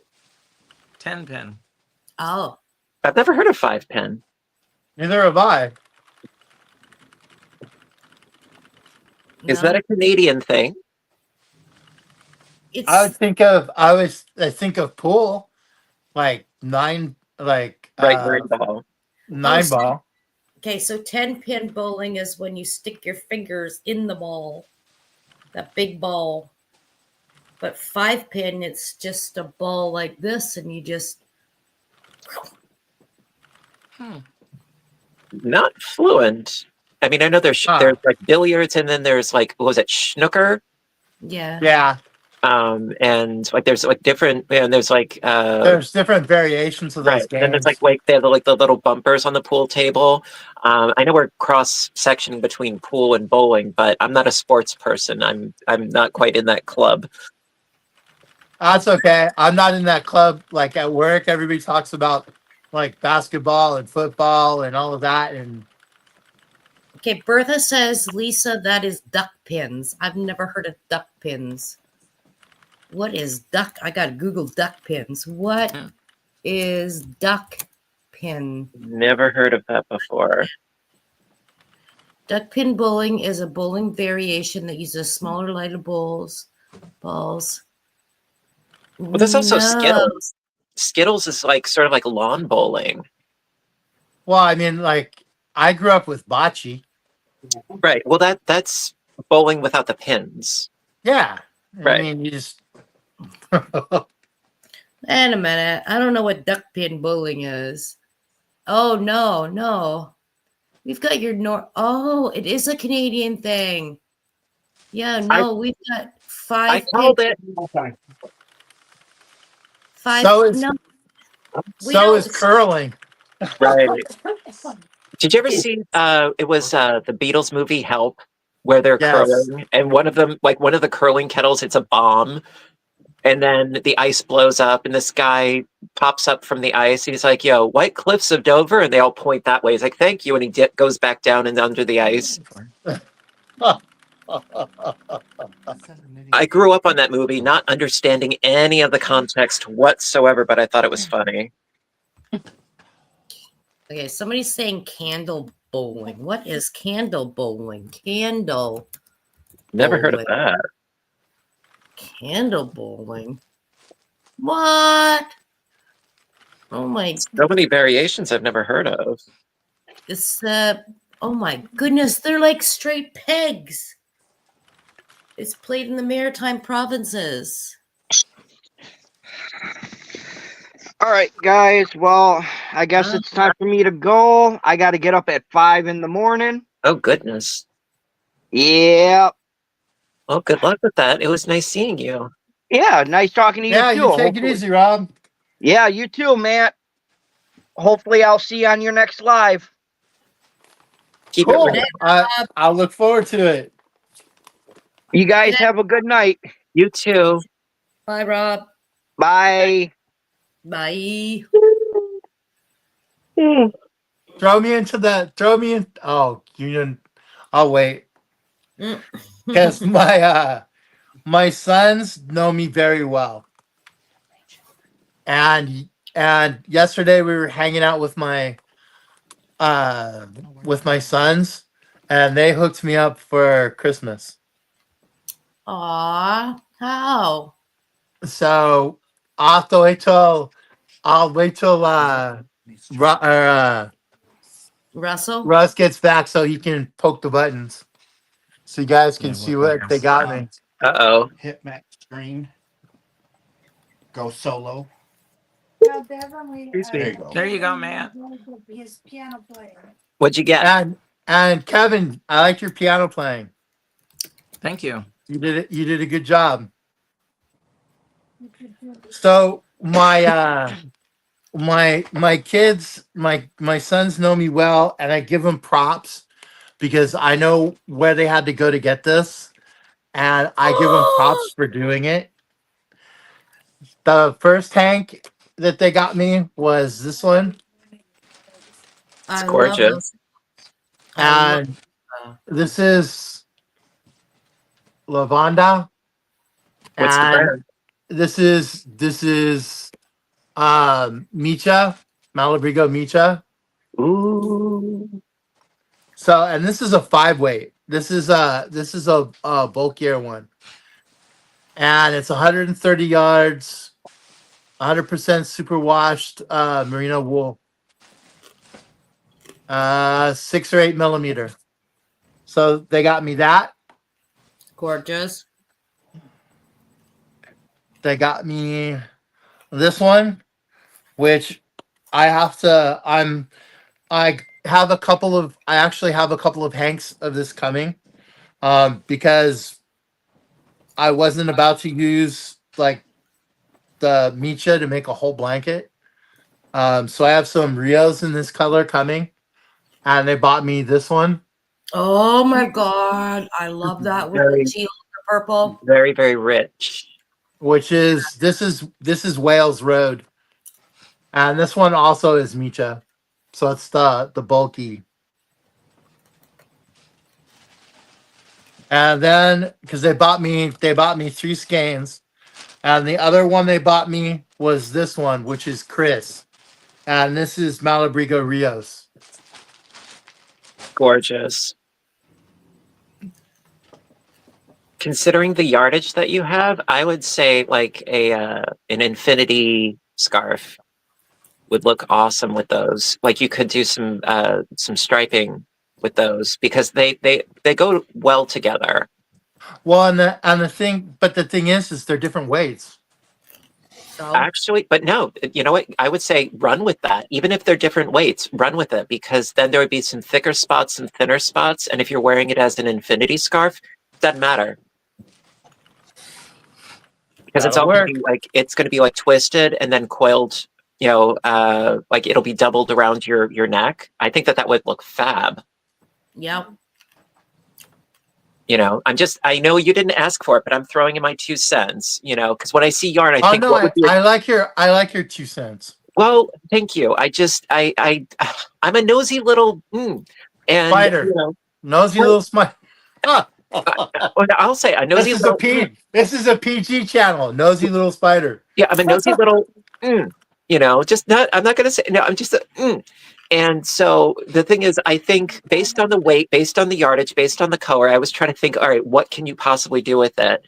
And that's the first thing that comes into my head is, a multi, weighted kind of infinity scarf because it doesn't matter if the thickness and the thinness is a factor because the way that you wear an infinity scarf, it doesn't matter if it goes in and out because you're going to be taking that whole loop, twisting it, and then having 2 loops or more around your neck. So it doesn't matter. It can have a very organic look, I mean, you can rock the Katniss Everdeen look. It's all good.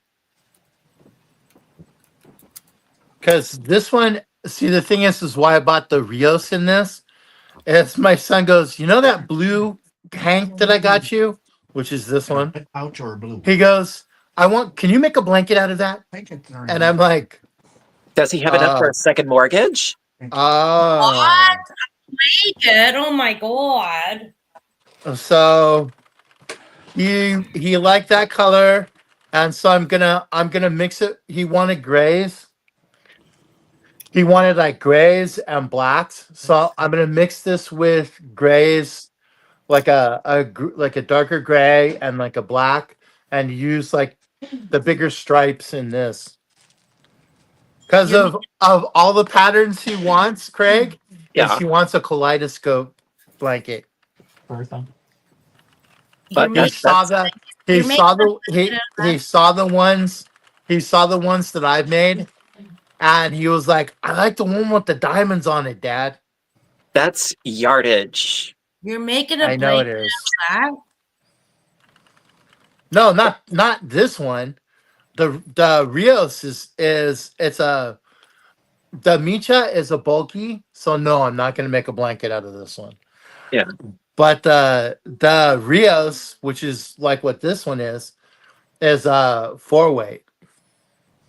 Because those square blankets, when they start from the center out, those are yardage mongers. You know, I mean, Yeah, if you're just but going back and forth side to side, you can get a much better idea of how much yarn you're going to need. But if it's ever a center out square blanket, the yardage is killer. I wanted to ask you on the corner to corner one. Is it any better? Or Yeah. is that still a yarn eater? Yeah, it is. I mean, any sort of blanket like that, it's yeah. The only blankets that are not, painful with the yardage is when you're just going back and forth with rows. You know, Yeah, but see, it's special because it's for my son. true. So I would be remiss if I did not warn you of the potential pitfalls of yardage, oh, I because I one of my Boggy Creek blankets. Pardon me.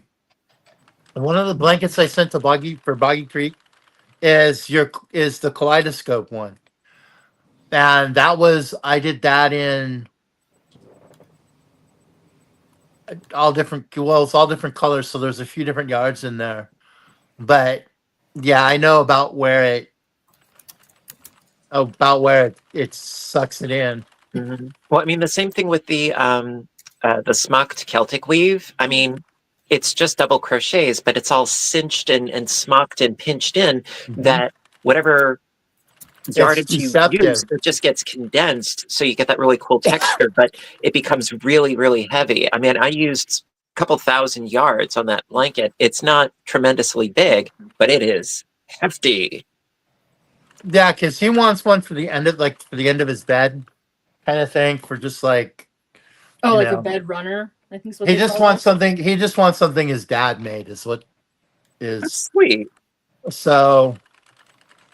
Yeah, he's actually my youngest one is actually kind of he comes on my channel during the lives and like watches and stuff, and yeah, so I give him credit. He went to the yarn store. He went to the yarn store and hooked it up. That's sweet. Wow. He's a keeper. Exactly. I know when I do blankets that are center out, what I do is use like scraps from old projects to start the center. Mm-hmm. I know the center part doesn't take as much yardage. Exactly. And so what I'll do is pick like a color scheme. Like let's say I'll do like all neutrals. And then just kind of eyeball like starting with the smallest amount and then working my way out as I get further out from the center, using skeins of yarn that I have more yardage of. So you could think about that for a blanket for your son if you wanted to do something like that, where you start with like your leftovers from old Malabrigo projects. Well, that's what I was doing, because I have a bunch of like they're all caked up, but they're like half cakes that I used for knitting. Because in knitting, that yardage goes a lot further. Right. So I've got quite a few colors of Malabrigo in smaller balls, which I was gonna, even think of doing like like a piecework project where you make like smaller squares that then you use like one, like the color that he picked out, use that as like your joining color. That's a good idea. Well, that's what I was thinking about doing, is making like the major like stripes, like a couple of the major stripes in that color, and then using a lot of like the stuff that I have for more like the center, and like spread it out over the blanket.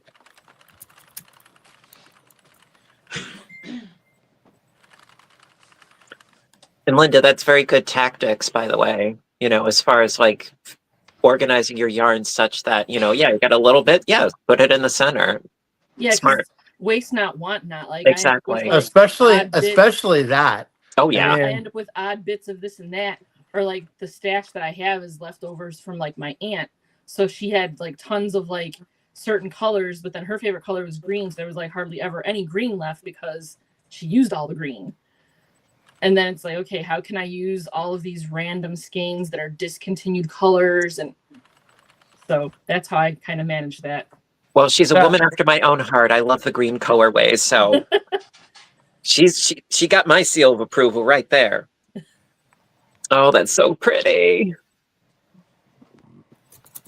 That is so pretty. Oh, I love that. And this is Arroyo, and this is Va. Is what the name of the color is. That's very, very nice. Oh. Okay, now that you're done making me all jealous.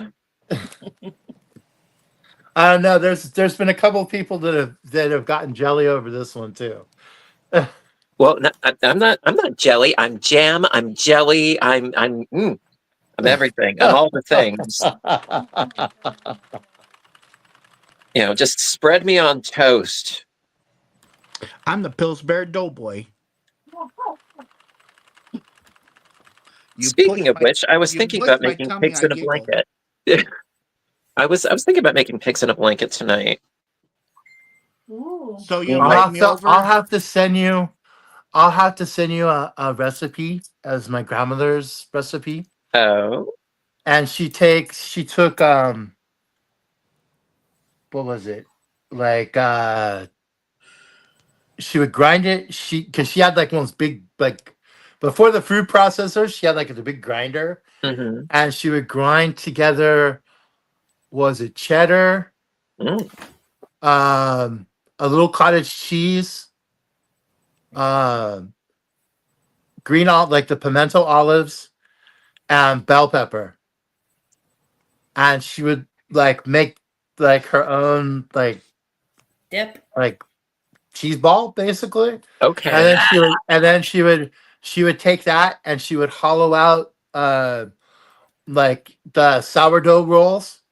She would like hollow them out a little bit and fill them up with that cheese and bake them. And we would have that. That was Easter. A lot of times, Easter and Christmas, she would make that. I give credit for creativity, but Olives and I, we don't get it. We don't get along. Oh, you and the Olives don't get along? No, I'll take them. Pass them on. We butt heads. Yeah, I'm not into olives, but there is a seasoning that I just got. I haven't tried it out yet. I can't remember what it's called, but it is an Asian seasoning, typically in Japanese cooking. I want to say furikake or something like that, where it's like little bits of bonito and sesame seeds. And you put it on rice. Right. Is that furikake or is that? Yeah, that's furikake. Okay. Because I was thinking about using that on something like, because I make sourdough crackers and sometimes I'll use like everything bagel seasoning. So instead of using everything bagel seasoning, I was thinking about using that as my seasoning for the crackers. Yeah, that would work. Because I've never done it, but I'm sure it would work. It would be good. I'm interested by the prospect, and I've got tons of sourdough starter that I can use up and get rid of. Yes, Russ, what are your plans? Well, going to second shift was sprung on us. But that's a good spring. Like, it is. I'm not complaining. It's just that, it's not like we had 3 months or 6 months to plan anything. It's just, the department manager, she asked me, she's like, what's your thoughts of second shift? And I said, I'll go. Just let me know. I'll go. And she's like, okay. So last week, she's like, you guys going to second shift is going to happen. So It's like, okay, just tell me when. So the end of last week, she tells me that you guys are going to start second shift on the 2nd of January. Nothing quite like a lot of notice. Okay. Well, you know, Craig, that's how my place works. Oh, I know. I hear all the horror stories. If it's not last minute, it ain't going to happen. Right. So, but I've been kicking some things around because I'll be getting home around 11:30 at night. So I was kind of thinking I could do a live several times through the week, but they would be shorter. They would be condensed. They wouldn't be so long. Maybe an hour, hour and a half, and then I'd cut them short.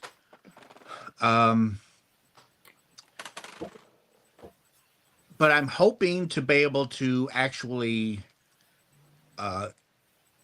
get a decent sleeping schedule. So What's that? So I can go back to doing my crochet chats, where I chat with you guys about life events and what's going on, what's coming up, and of course yarn hauls and yarn hauls. And oh, did I mention yarn hauls? So I have another Hirschner's order coming. It will be after Christmas,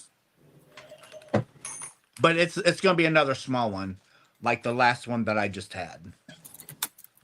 It's not going to be big.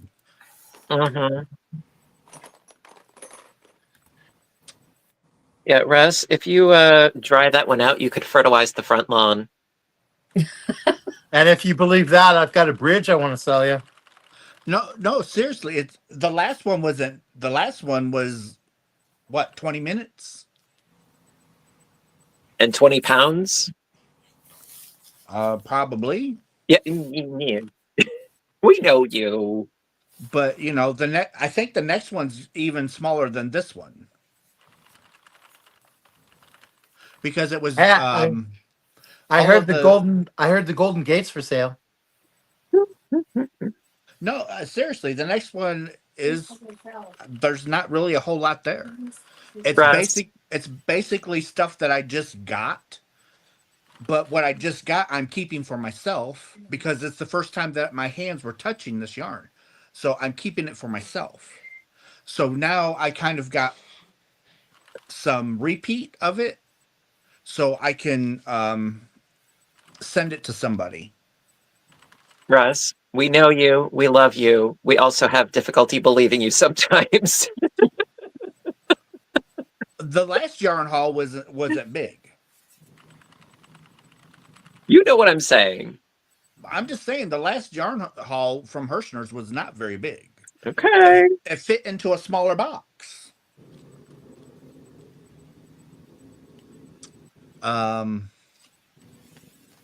So yeah. Would it fit into one of my storage bins? Your shoe boxes? Exactly. That's what I'm saying. Then it's a small yarn haul.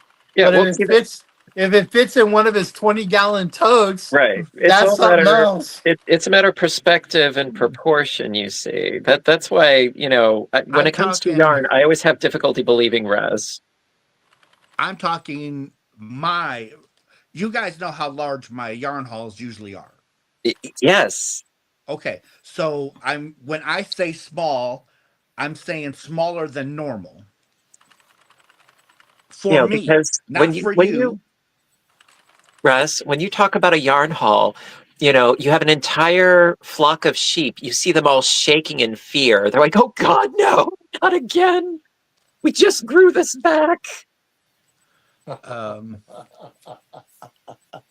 I did, Bernice. I did get it untangled. I did have to cut it. That's the only way I was able to get it untangled. I had to cut it. But it is what it is. Well, you should have sent it to Tony because apparently he finds it therapeutic. Yeah, there you go. See, Tina loves me. But I prefaced it by saying we know you, we love you, but we also don't believe you.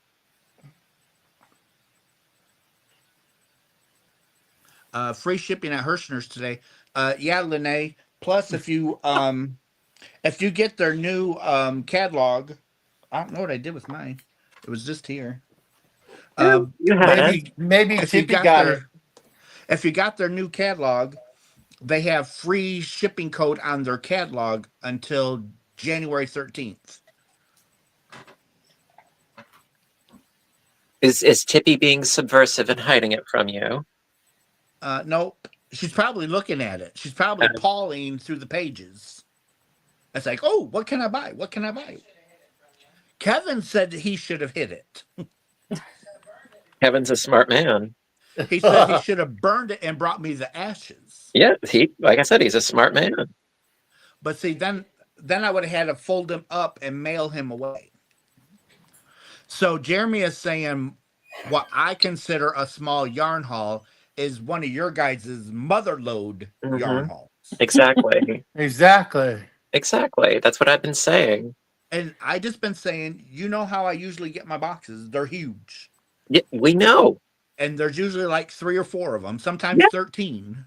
You know, it's like I've seen the pictures where the cats are like all over the boxes and it's like the Tower of Babel and they're just like, you know, crowding around it, perching up on high, you know, playing King of the Mountain. You're like, yeah, I've seen pictures. I know what your holes are like. But all that yarn is gone because I sent it out. Honest to God. Yeah, all that yarn's gone. You sent it out to your other storage unit. Yes, we know. No, I actually gave it, I put it in the hands of people. Multiple personalities don't count. I'm not talking about that. Whoa. I give more yarn out than you guys buy. That's harsh. Raz. Well, okay, it's a truth, I'm sure. But you do realize that if we didn't love you, we wouldn't give you a hard time about it. That's like he gives me grief about my shoe boxes. Same kind of thing. If he didn't give me grief, that means he doesn't love me. Exactly. All I hear is resentment, jelly spaghetti. You're wonderful. It's not resentment. No, it's poking fun. No. We're all having fun. But trust me, I love Matt, and Craig's my best friend in this world. So we're all. It's all just a what is that word that I used to use?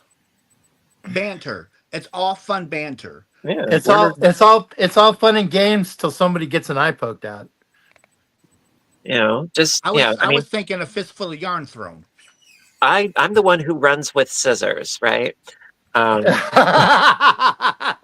You know, it's the same thing. Like it's like when you're a kid and you've got a lollipop, and the adults are like, "Don't run with that in your mouth." You know, it's like you'll end up. That's the first thing you do, right? Because it's like okay, there's a candidate for the Heimlich right there. You know, mm-hmm. Sam wants some of that pretty yarn. Yeah. I mean, could you imagine how much yarn I really would have if I did not give it away? There are not enough fleets of U-Haul trucks. Yeah, that's right. Holy mackerel! No, there's not enough. There's not enough house for that. You know, I mean, some people they make houses. Field. Some people make houses out of sod. You would make them out of skeins. You know, you would. Well, you know, there will come a time where I won't be able to give yarn away. That's right. Because Russ is gonna retire. Russ is gonna retire. Well, I've already told you that, like if you did not buy yarn for the rest of your life, you would be totally well stocked. And if you believe in reincarnation, you would be good for that life too. Yeah, I just will it to myself. Like you're fine for this life and the next with the amount of yarn that you have. Sure. I want to make an underground bunker with 8-inch thick concrete steel walls all the way around, so that way it's good for a nuclear war. So there Russ will be with his yarn, Twinkies, and roaches. The only things to survive the blast. Twinkies and roaches.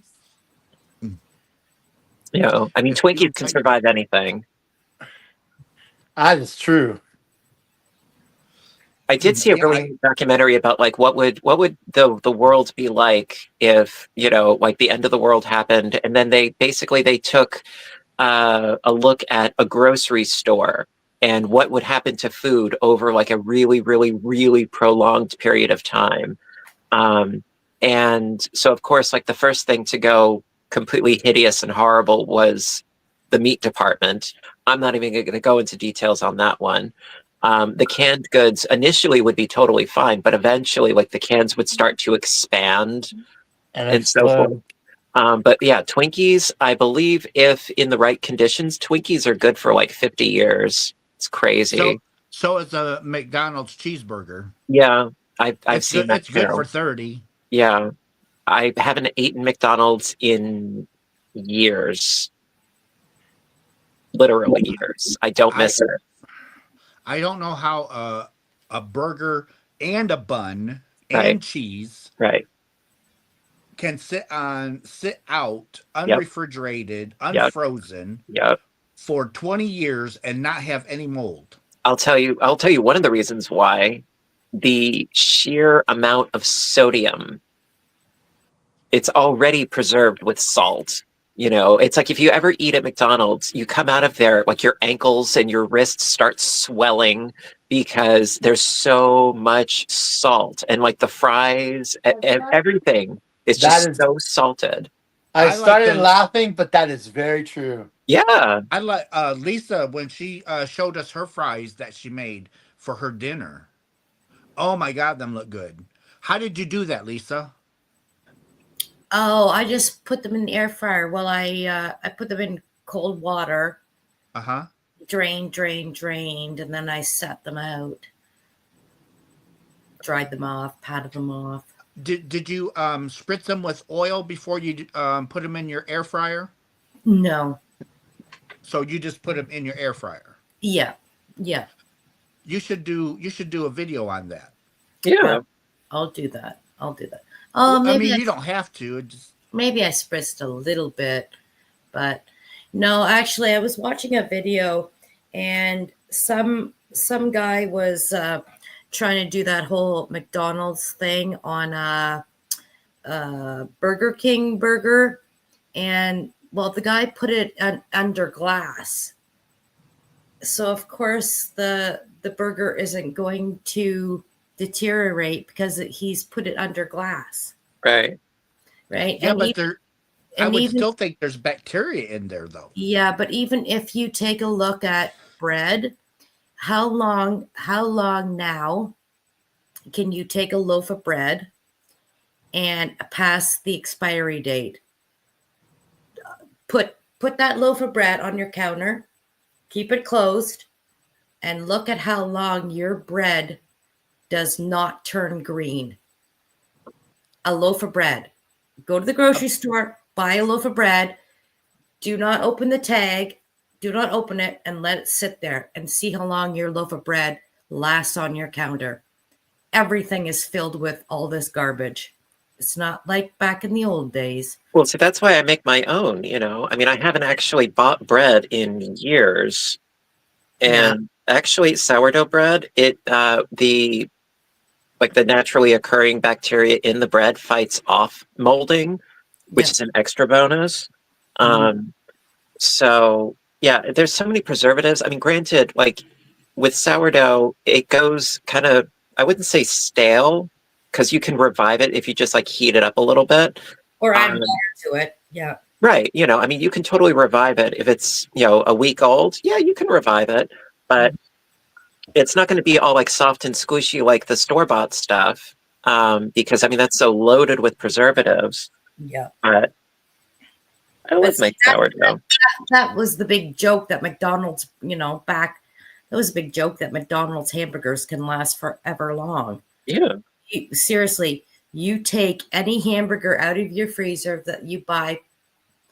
So you know that you buy at the grocery store, those packaged crap burgers. Mm-hmm. You put that on your counter with a piece of bread that you bought from the grocery store, that crap bread, same thing.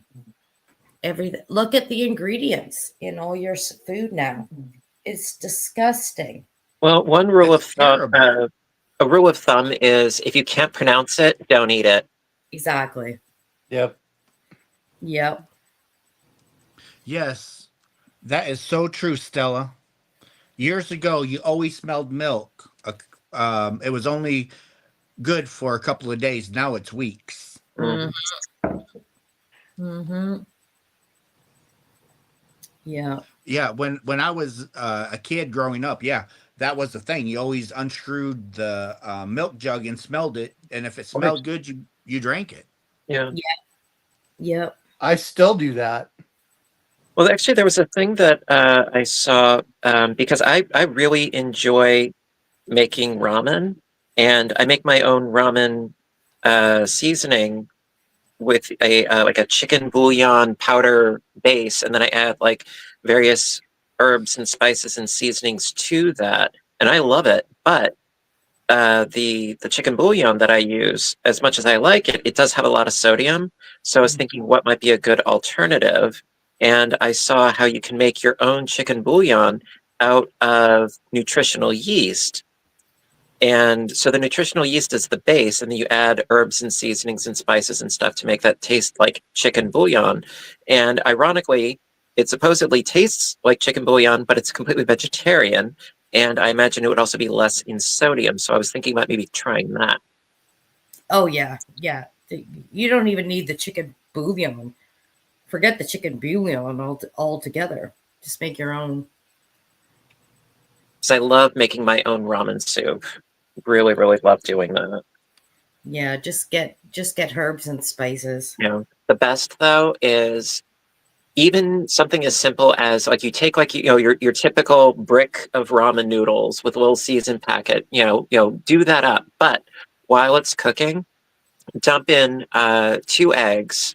Don't do anything with them, just dump them in, dump them in the water and let them cook for about I want to say about 3 minutes or so. And then the insides, it's very jammy.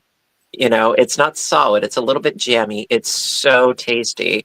Also, if you take a sheet of nori, the dried seaweed, tear that up, throw that in. So good. And then the paste de resistance, add in a little bit of chili crisp oil. Oh, it's so satisfying.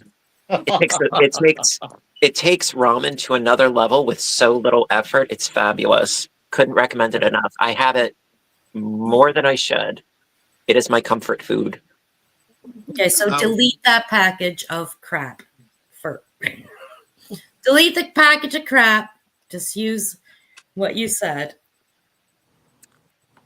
It's so good. Chili crisp is definitely one of my favorite condiments right now. It's so good. Basically it's like oil that's infused with like Szechuan peppercorns, and sometimes if you get the good stuff, it also has like, garlic in there too. Oh, yeah. I just don't like. Have you tried the numbing spice? Well, I mean, the Szechuan peppercorn. The Szechuan. Well, the chili crisp is sort of like a numbing, as opposed to like a hot heat. It's more of like a numbing heat. That's gorgeous, by the way. It's really, really pretty. I love chili crisp. If you guys haven't tried it, try it and knock your socks off. We've Really, really actually good. got some in the refrigerator. Oh, it's awesome. Is it the one where the logo, it looks like a guy wearing a tank top? I think is the ours with the little old man or something on it. It almost looks like Mao. Almost looks like Chairman Mao on the label. Well, I mean, the face could look like Chairman Mao, but no, he almost looks like he's wearing like a sports jersey or like a tank top kind of thing, like All blue and white or something. Is the old man on the label with nummingness, and my mind just went elsewhere. You dirty, dirty woman, you. No, it's no, a big Szechuan, a big thing with Szechuan food is they put in this like numbing spice. Mhm. So the Szechuan food is so hot it like numbs. It will numb your mouth so you don't like. So all the chilies don't tear it up. Lisa, take up residency other than in the gutter. You naughty, naughty woman, you. Nothing naughty. I'm just thinking you're numbing. It's not numbing like the dentist numbing. It's like, but you can feel it. Right. It's not like jalapeno hot heat. It's a different kind of spice. It's absolutely delightful. It's so good. That like just a couple of spoonfuls of that on top of an omelet. Oh, so good. Mix it in with some ketchup. Use it as dipping sauce for your piggies in a blanket. It's one of my faves. Nah, I have to. For me, I have to go with the peri peri sauce. I don't know what peri peri is. That's my favorite. What's peri peri? It's bird's eye chili. Okay. We'll have to send him a bottle. I'll have to send you a bottle of it. Oh, never heard of it. But with me, anything spice is nice, baby. Oh no, this stuff it's spicy. It's flavorful. But it has a lot of like really good flavor to it. And yeah, you'd like peri peri. It's like if it's not at Walmart or like a grocery store that I'm I think it's in Walmart and everywhere. Peri I mean, peri. well, the chili crisp, I get that from Amazon because like there's nowhere local that has a, the closest that I know of that would have it would be like easily half an hour away, and I don't drive. Russ, blow them up. Peri peri. Interesting. I'm gonna have to see if I can find that. Oh, you can. It's everywhere. And what is the origin, the ethnicity? Portuguese. Okay, actually, then you know what? There is a place that might have that. A lot of the Portuguese markets will have it. And you want the one with the apple. That's got like a little apple on the logo. So because they'll just have like a regular peri peri one, which is like almost like Tabasco sauce, but this one has all the goods in it. This one's got like let's see, bird's eye chili, water, salt, garlic. This has like all of the like spices and stuff in it. So that's P-I-R-I. This one's a little thicker. P-I-R-I. Yeah.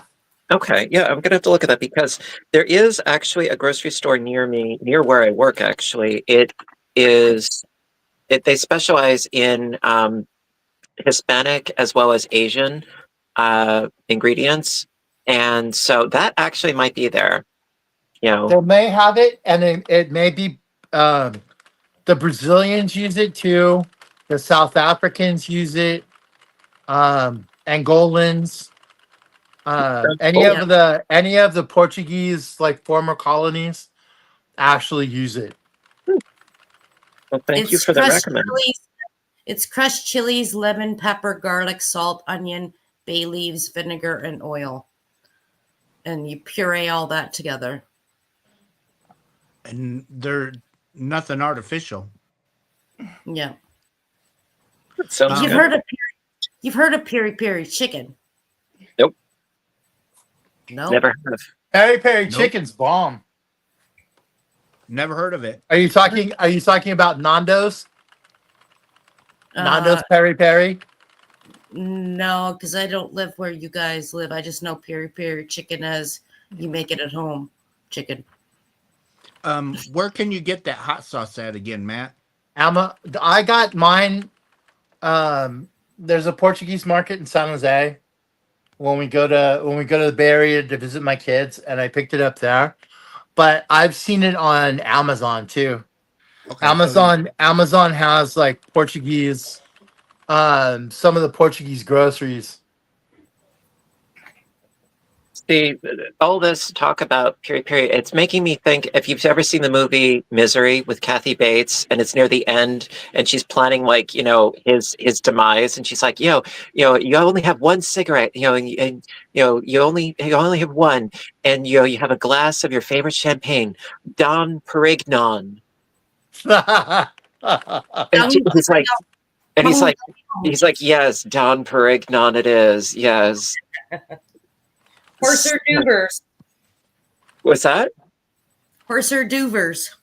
Yes, hooves duvas, yes. So saith Jackie Gleason. Hooves duvas. Who's a doozes? A what's this? Hooves duvas. Hooves duvas. Horse or Duvers? Right. Or fragile. Yes. Oh my Well, I mean, goodness. some words I deliberately butcher. Like I like to say skizzers. Scissors. I like skizzers. And my dad was, if it wasn't a pretzel, it was a preckle. Mm. It's fun. It's fun to butcher the English language occasionally. Okay, so my friend Lisa Gadberry and her daughter Nikki, they sent me this. That's cute. That's very cool. That's adorable. And they sent me this. Uh-oh. What is that, fudge? What is that? It's homemade fudge. Is it peanut butter chocolate fudge? I'll tell you here in just a second. Oh my god! Give it to me. Russ ain't waiting. Give it to me. Kevin, you want a piece? At first, I thought it was Turkish delight. Ooh, I like Turkish delight. I don't know what Turkish delight is. It's sort of like a gelatin square. It's like pure sugar and gelatin, and it's covered in powdered sugar. And it's what little Edmund wanted to eat from the White Witch in the Chronicles of Narnia. It's pure sugar. It'll give a hummingbird a diabetic coma. This is just plain chocolate fudge. Oh my God, is that so good? Lisa, thank you. You're welcome. The least I could do.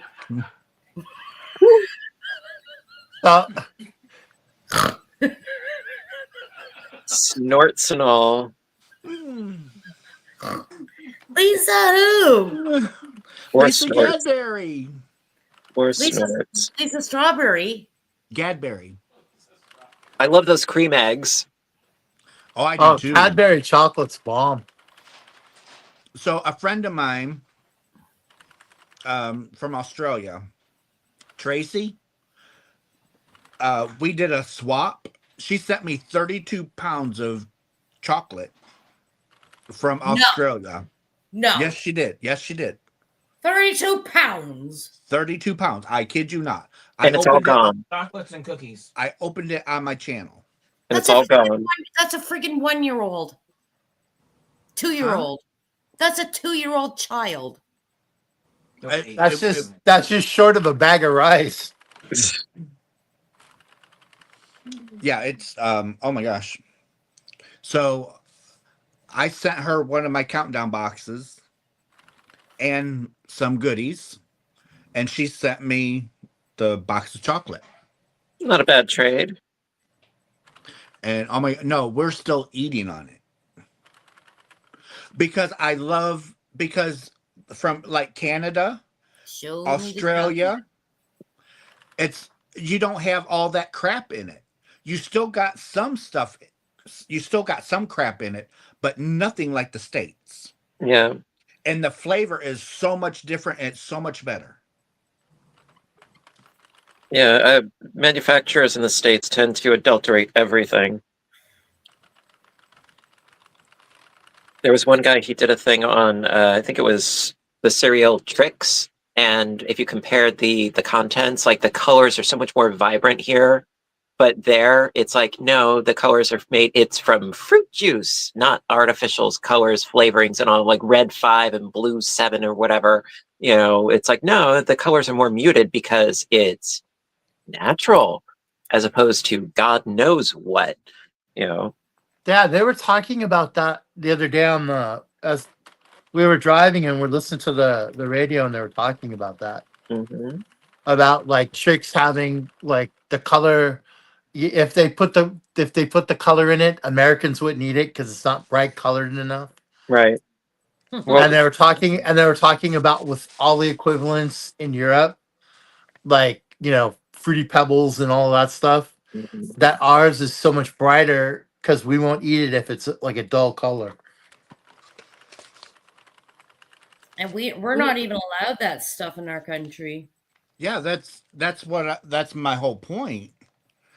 And that's why I like it a lot better. So we made the trade, and Show me the box. Did you do a video on this box? I did. Yeah, I did. I gotta go watch that video. What? He's still holding out on the Tim Tams. Oh, you bet I am. I love you guys and all, but you ain't get my Tim Tams. And you're not gonna get my my Cadbury either. I'm sorry, but the Tim Tams, it just sounds dirty. No. It does. It does. It sounds dirty. You know, But there's like an you would there's get your an hands on my English Tim Tams. there's an English dessert that it's all it really is sponge cake, and it's got the craziest name. Oh, I'm sure. It's in the movie King Ralph. Spotted something. Mm-hmm. Yes. Yeah. See, I know better than to say it. Chewy. It's not that bad. It's actually really good, but it just sounds really bad. Yeah. Yeah. Yeah. Well, Okay. Well, I mean, also Toad in the Hole. I mean, it doesn't sound very appetizing, but it's It's toast with an egg in the middle. right. Or Bubble and Squeak. It's like, no, it was named that because of the sound it makes as it's cooking. You know, I mean, some of the the names for things. It's like, where did they come up with it? But it's like, no, actually, that's cool. You know. Okay, So I because you guys were talking earlier about something, and you said it's something wrapped in coconut. Oh, Snowballs. no, but what did you guys call it? I'm like, oh, jerky, not jerky. And I'm like, no, that's not what. Oh, what is it? It's jelly filled. Oh, snowballs. What we were talking about. Right. Anything with coconut, that was snowballs. Yeah. No, you guys said something. Isn't the ones you like the pink ones? Yeah, Rebecca loves the pink ones, like the pink snowball ones. No, you guys called it something else. There was a word that you guys said, and I'm like, no, that's a jelly-filled, chocolate-coated thing. Jelly? That's a donut. That's breakfast, man. Actually, Exactly. no, my mom spoiled me. She made the tricolor rainbow cookies where it's the pink, the yellow, and the green layers of the cake with the raspberry jelly in between, and it's covered in chocolate. Russ, don't even. No, not happening. I'm not Turkish sending you delight. Turkish delight. Turkish delight. Oh, Turkish delight. yeah, Turkish That's not delight. Coconut. That's just sugar. That's just powdered sugar. Our Turkish delight and the UK Turkish Delight it's a chocolate bar. Okay. And it's Turkish Delight covered in milk chocolate. And the Turkish Delight is like a They have that one. They have that one from Australia too. Well, I think I've heard of that, but the one that you see more often, though, it looks like basically little cubes of like a gelatin sugary substance that's covered in powdered sugar. No, see, ours isn't covered in powdered sugar. It's yeah, I've had the one you're talking about, Lisa. It's like a gelatin thing. It's usually like a cherry flavored, but it's rose water is another flavor. But it's covered in milk chocolate, like a chocolate bar. Are you crocheting, Linda? No, I'm just chilling out. Okay. For a minute, it looked like you were crocheting. I was going to ask you what you were working on. Cajeta. Yeah. Hey, Linda. Yeah. Do you like cajeta? I don't know that I've ever had that. Really? It's a Mexican. It's the like the Mexican It's what? Mexican caramel. It's like the Mexican caramel. No. Oh man, that stuff is good. I don't think I ever heard of a Mexican caramel. Yeah, they call it. Like you can get it. You can get it in the Mexican store, in the like Mexican stores, and it usually comes in a jar. It's like really thick. Oh wait, yeah. And it's like a really thick, like caramel sauce. Sounds really good. I'd eat that right out of the jar. That's well. What you can do is I read up on a trick how to make it. Is you can take evap milk and put it in the slow cooker in water. Yes. Slow cooker on. You make caramel. I thought you used condensed milk for that. Yeah, sweetened condensed milk. Yeah, sweetened condensed milk. Yeah. Yes, you're right, Bonbon. It's called Big Turk. But whatever you do, don't put it in the microwave, though. I've seen people try to make, like, they'll put sweetened condensed milk into the microwave and then they pull it out and it's caramel. No, that does not work. That does not work. There's this woman, I think her channel is How to Cook That, and her name is Anne Reardon. And she debunks so much of the nonsense that gets put on TikTok. Also, something to be aware of when you do the crock pot sweetened condensed milk is you have to wait until the can completely cools before you try to open it, because you risk burning yourself. When you open it, the pressure releases out of there and it splashes everywhere. Yeah.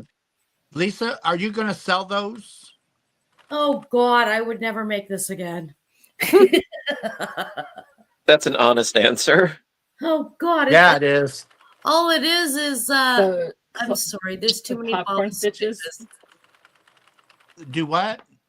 There's too many I'm using a 3.5 millimeter crochet hook. And it's got 1,000 bobble stitches in it. Well, it's adorable. Yeah, I would never sell this. No. Is it one that you're gonna stuff after you're done, or is it one of the ones that they call like a rag doll where you just? Oh no, I'm gonna stuff it. Yeah, you like his head. See his head? Yeah. I'm just still crocheting him now, so he's a little flimsy. Because I've seen some where they leave the body unstuffed and then it's just kind of like a squish. Right. Like the head and the limbs are stuffed, but the body itself is limp as a noodle. Right. Yeah. No, I'm making some of those too. Stay tuned.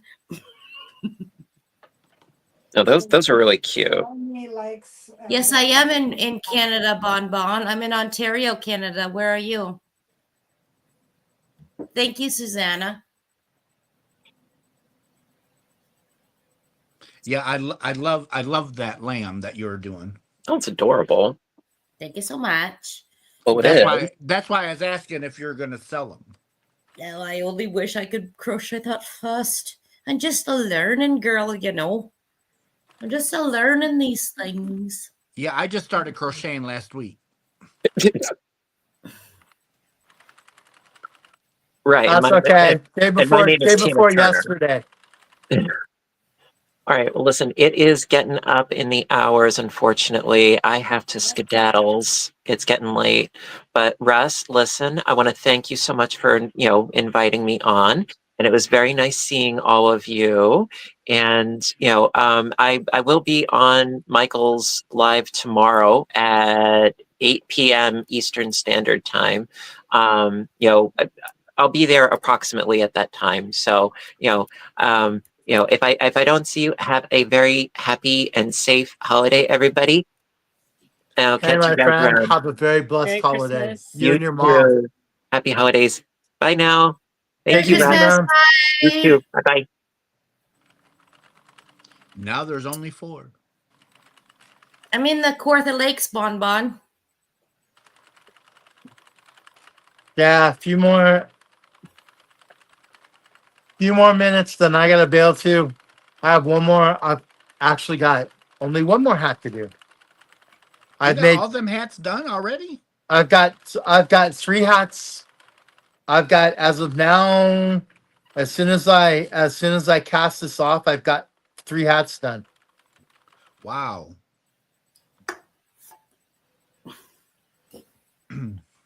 Gotta Well- crank it. Well, I'm going to give it 15 more minutes, and that will be a 3-hour mark. And then Russ is going to say goody night. Thank you, Carmen.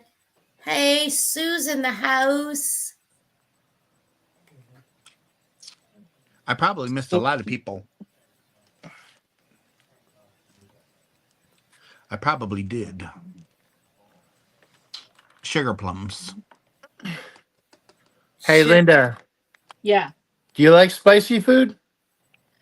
Not super spicy, but it depends. Anything more Just- than jalapeno is a little too hot for me. Ah, I love spicy food, but I can't eat it. My stomach won't let me eat it no more. yeah, I'm the same way. I love spicy food, but it doesn't love me anymore. Oh, I'm in pain. I'm Oh, talking pain. Ugh. I can't even taste my food. If something spicy touches my tongue, then I can't even taste any other food. Like I've got no taste. Hey, Bon, do you know where Peterborough is? Not too far from Peterborough. Oshawa. I live further north of Oshawa.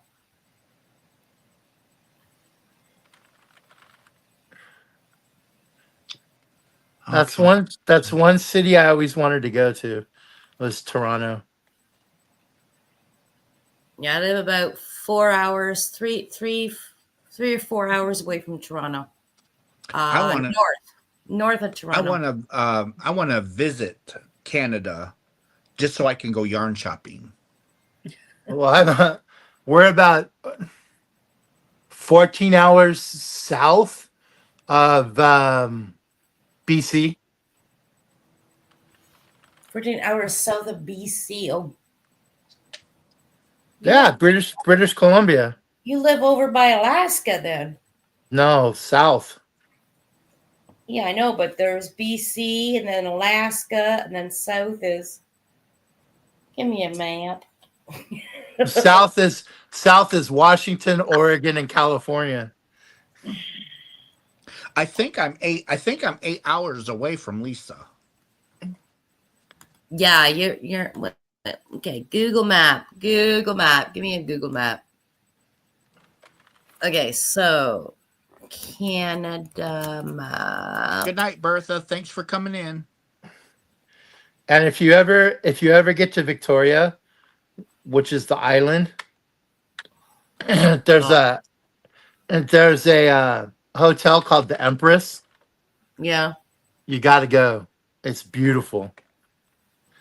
It's a big English hotel, and they do the high tea and all of that stuff. It's really cool. It's really nice.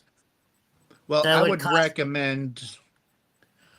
I'd recommend the Grand Hotel on Mackinac Island, but you have to have a lot of money for that anymore. It's like $1,300 a night. Oh, And you have to be in business attire just to be allowed into the hotel, even if you have a reservation. You have to be in business attire. And then to eat any meal in the dining room, you have to be in a suit or a dress shirt, a tie, and dress slacks and dress shoes. And the women have to either be in a dress or they have to be in a business suit. Are you talking about my lives? That's a little little too highfalutin for me. Exactly, Lisa. Yes. You make us get all spiffy when we come visit you. Okay, yeah. So, okay, yeah. Yeah. Like Russell lives just below me. But oh my god, BC is like 1, 2, 3, 4. We're on the West Coast. Yeah, I'm close to the East Coast. That's far. Yeah, far. we're close to like BC and Alberta. Yeah. Because what's that? What's the town you live in, Lisa? Well, I'm not gonna say that, but what's the town that? Because Aberdeen is like one town over Aberdeen. from you. Okay, Aberdeen's is in Fenton Falls. Yeah, I keep forgetting about that. No.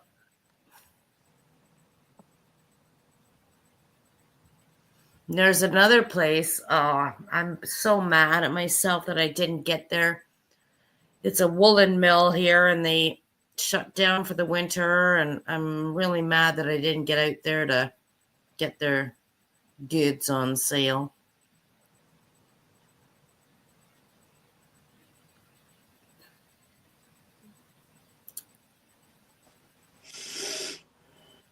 And where are you from, Linda?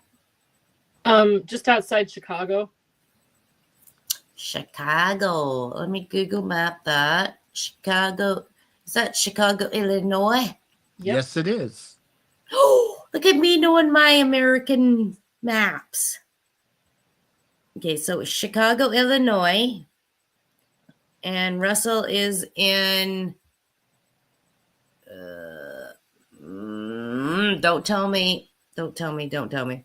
Oh, so you live below... No. Let me Google map it. Google map. Chicago, Illinois. Oh, well, yeah, because you live down below Ontario. Okay. And then Matt lives way the bleep over in, is it W.A.? No, that's Washington. Go south. CA. Ours is CA. Yours is C.A., which means don't California. tell me. You weren't supposed to tell me. I was supposed to guess it. You live in California. That's expensive to send stuff to. California is, I think, the most expensive place to mail anything to. Yes. Why? I can actually ship something cheaper to Alaska Mhm. than I can to Matt. When I send something to Matt, it's Yep. $56. Yep. If I send something to Alaska, it's $26. Yep. Yeah. Why is California so expensive to send stuff to? I have no idea. Expensive to live here. Because what? Well, yeah, it's expensive to live there for one. Yeah. No, I know, but regardless of that, why does it cost so much money to send something over there? Because they probably have to pay their carriers a higher wage. Yep. So, of course, everything's going to have to be adjusted to that price. Oh, really? So, if our postal carriers get 20, but their postal carriers get 35 or 40, Yep. you got to add to the price to pay for them. Are you guys okay? So United States Postal Service, is that private or is that government? It's kind of both. It's kind of both. It's government. The government oversees it, Okay. and a bulk of the money goes to the government, Okay. but it pretty much is supposed to stand by itself. But they charge the postal service. So if the four of us was working at the postal service, Yeah. they would have to pay 30 years of benefits to an account for the four of us every year we work there. So that makes no sense. No. See, our postal service just went off strike. I know, and I got to order some. I got to order a bunch of yarn. From where? Canada. Why are you ordering yarn from Canada? Because I need it. Okay, well, that's just nuts. That's just nuts.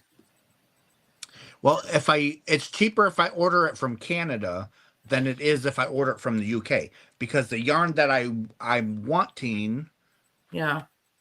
has to come from either Canada or the UK. What yarn are you wanting? Wait, let me get my pen and piece of paper, and I'll tell you. I'll tell you right now if it's cheap or not. What yarn do you want? Sheep G's. Oh yeah, okay. Yeah. Yep. Why do you want that? So they have this wonderful. It's called Sheep G's Color Pack. Yeah. And you get 80 little balls of yarn or 80 little skeins of yarn in the box. Yeah. Yeah. And the only place that you can get them here in the States, but you're going to almost pay double for them. Okay. So I can, in all honesty, I can order them from Canada, and get them cheaper than I can here in the States. Because here in the States, they want like $149, $159 for the box. But Canada, I can get them for $100. Okay. See, and this is what pisses me off, because my Canadian dollar is only worth 70 cents American. So you guys can buy from me cheaper and get cheap ass stuff for your American dollar. But for me, I look at it and I've got to, that's just like when I go to the UK, I've got to almost like double. So, oh my God. Same thing with us, Lisa. If I were to order something from the UK, yep, it might only be £2 UK money, but when I go to order it, I'm going to have to pay almost $4 American to get it. So it's still cheaper for me to buy from Canada than it is to buy from UK or the States. On certain things. I'm not saying on everything, but yeah, see, no. Okay, give me a British pounds. But I get what you're saying. British pounds to Canadian. Okay, so if I was to spend £1 in Britain, it would cost me almost $2. So let me see, United States. I think ours is like $1.36. Yeah.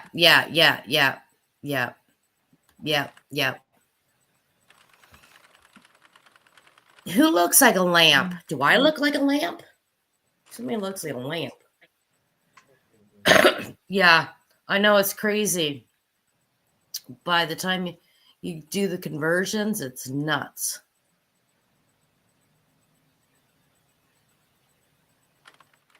Yeah.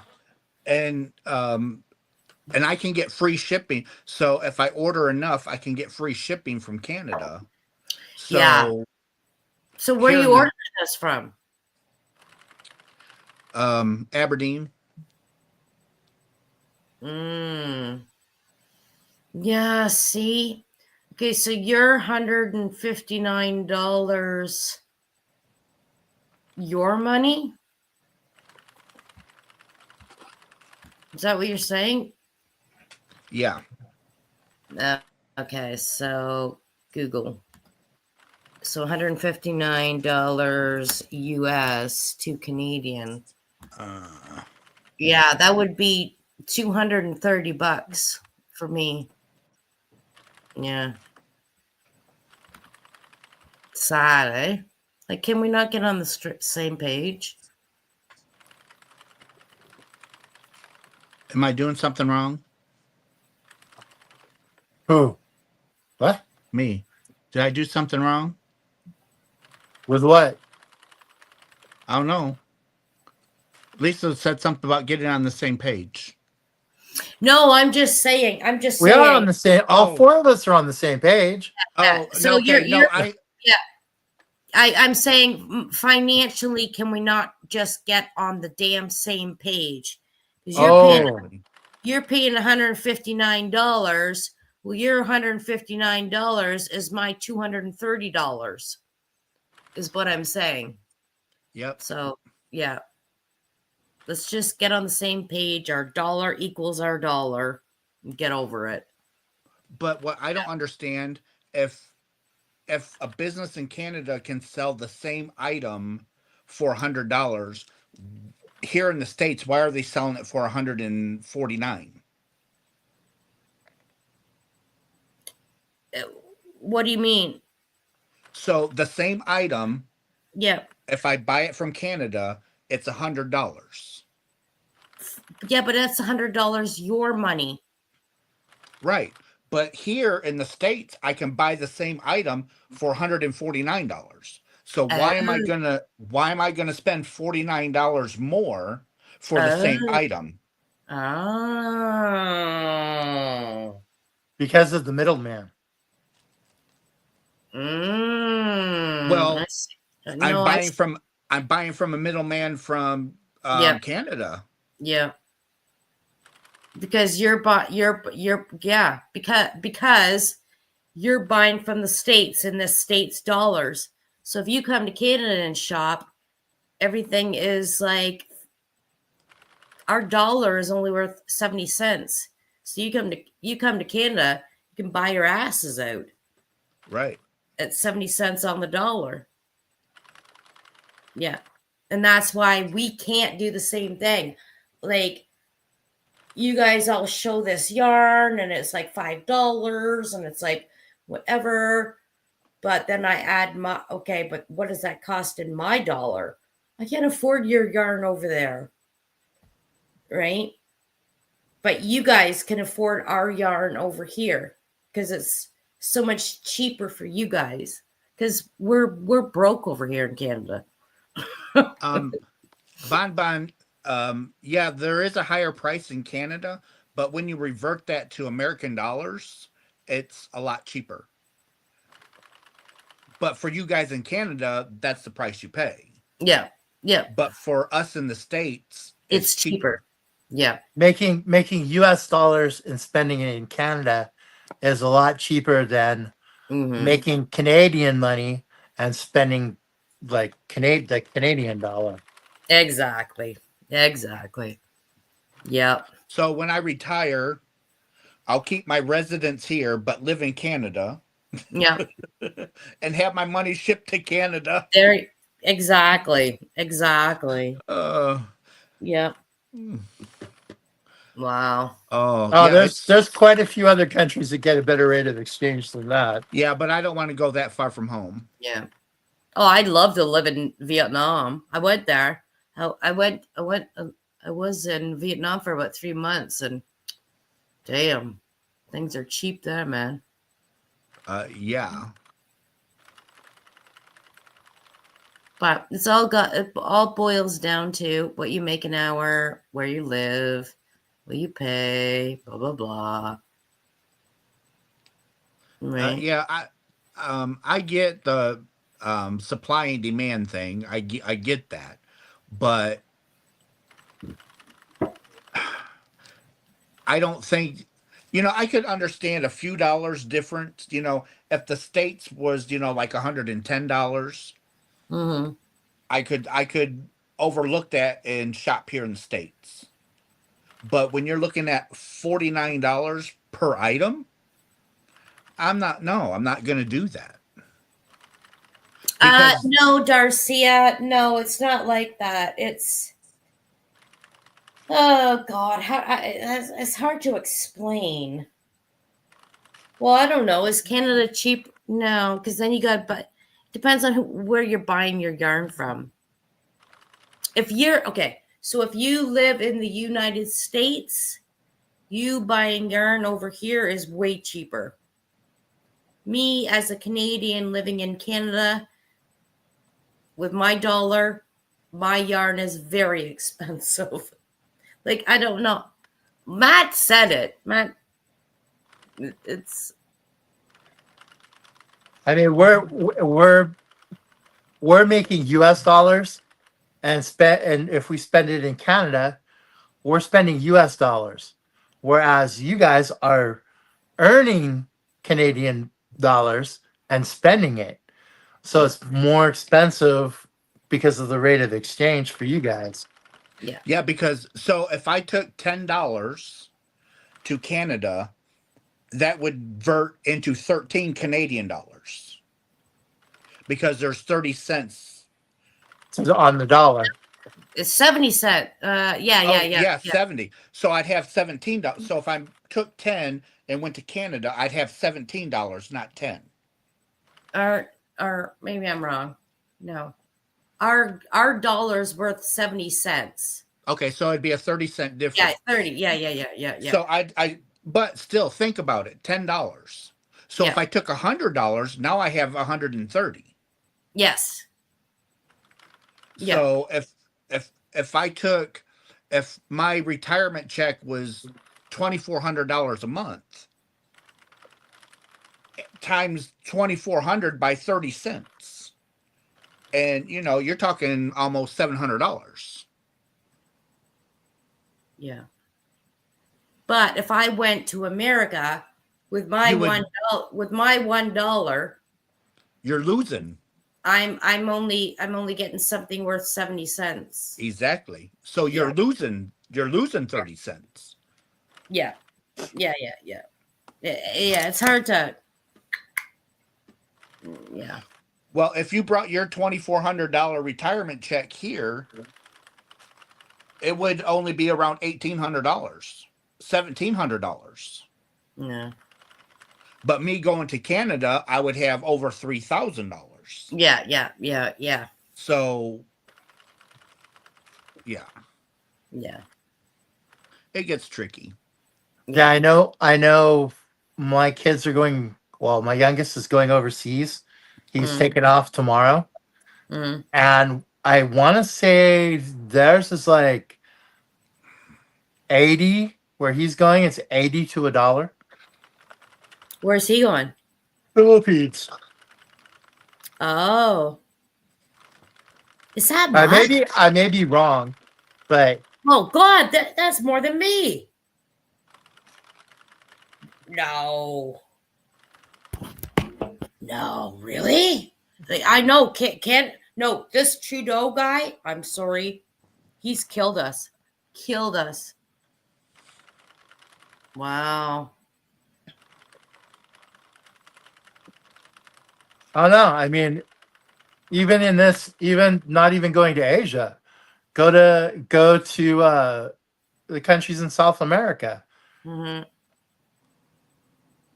We have a lot better rate of exchange there than even in Canada. Yeah. Yeah, Carmen said when she visited her daughter in Vancouver Washington, she told me to bring a lot of money because things were so much more expensive there. Yeah, I don't know where Vancouver, Washington is. Just below Vancouver, British Columbia. No, but Vancouver, Washington is a state in the USA.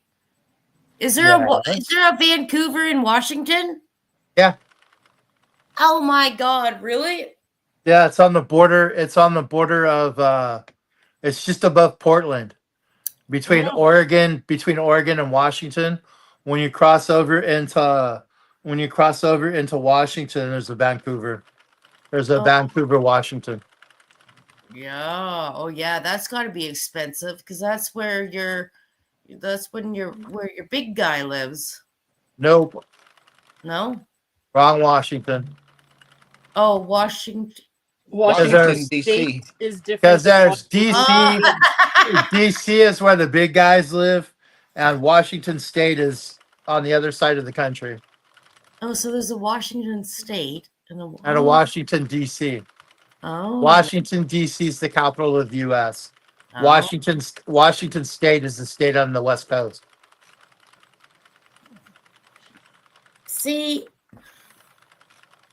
I don't know anything about the United States. So if I went to visit Matt and Rebecca in California, Yeah. I wanted to budget, I'm only gonna spend $1,000 while there on vacation. Oh God, you wouldn't last a day. I would have to take $2,000. Yeah. No. Things are so expensive out there. Don't tell me they're not. No. Yes. How much is a gallon of milk? A gallon of milk. Oh my God, this makes me laugh. What? I gotta Google. What is a gallon of milk? What is? It's like just over a liter.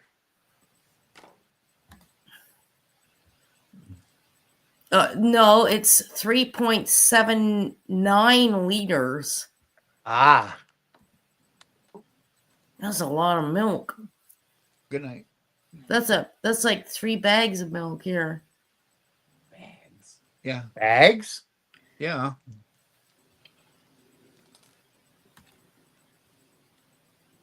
Bags? Yeah, like in Mexico. I remember I like having soda in the bags, but I never seen milk in a bag.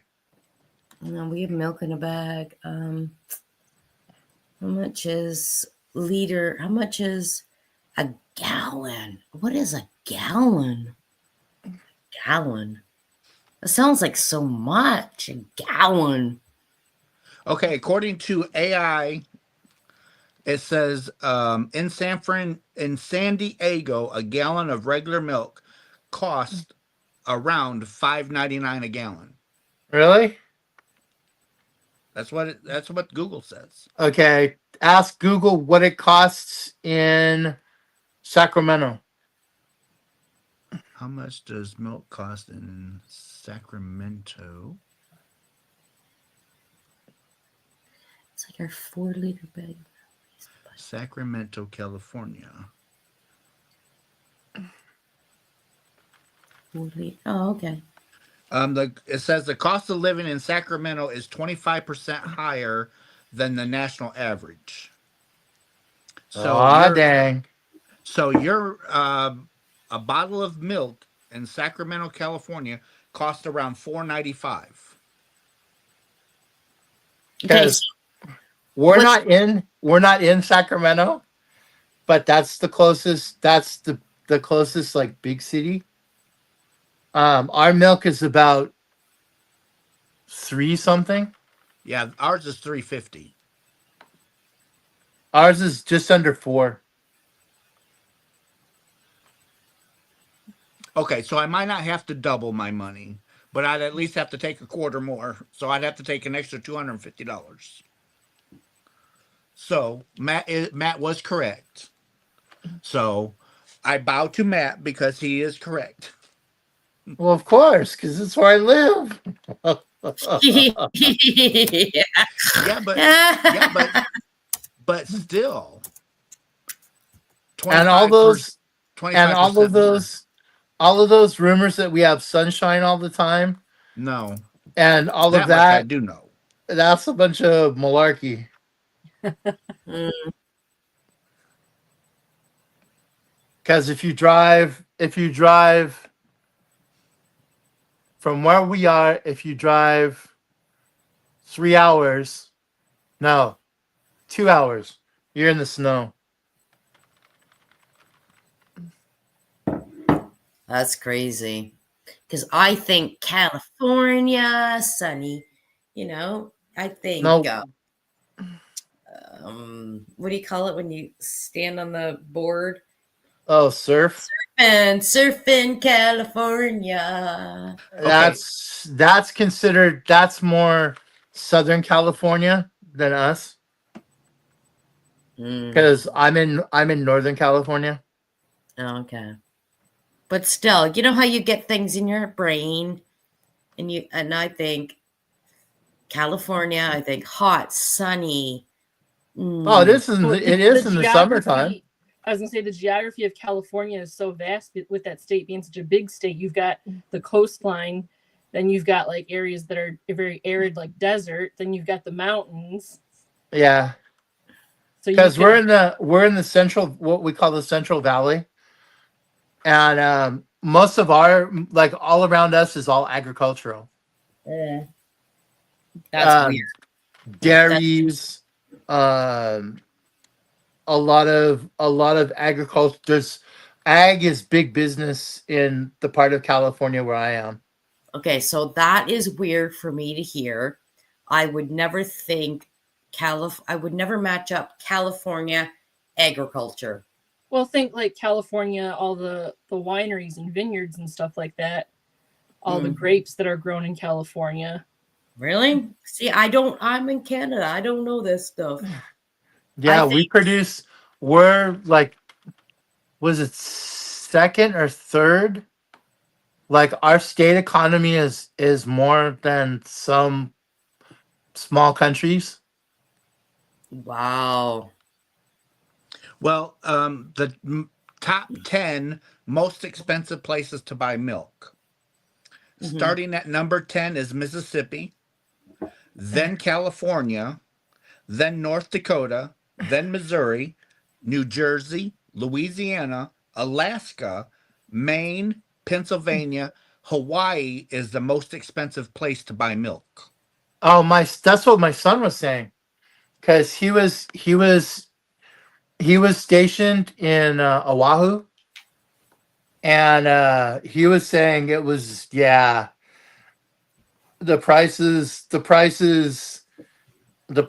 there way beat the prices in California. Well, they have to almost ship everything in. Correct. So everything's either on the ship or on the airplane. Yep. And I would hope that they put the milk on the airplane, I would hope so. because that way it gets there quicker. But yeah, he spent 4 years over there in Hawaii, stationed over there. So, But I still would have thought that Alaska would have been more expensive than Hawaii. I would have figured Alaska would have been the most expensive, but it wasn't. well, I would figure Alaska wouldn't be, because you could run it on a truck. It wouldn't necessarily have to be like on a ship or on an airplane. But what do I know? Well, you know more than I do. I would have thought Alaska too.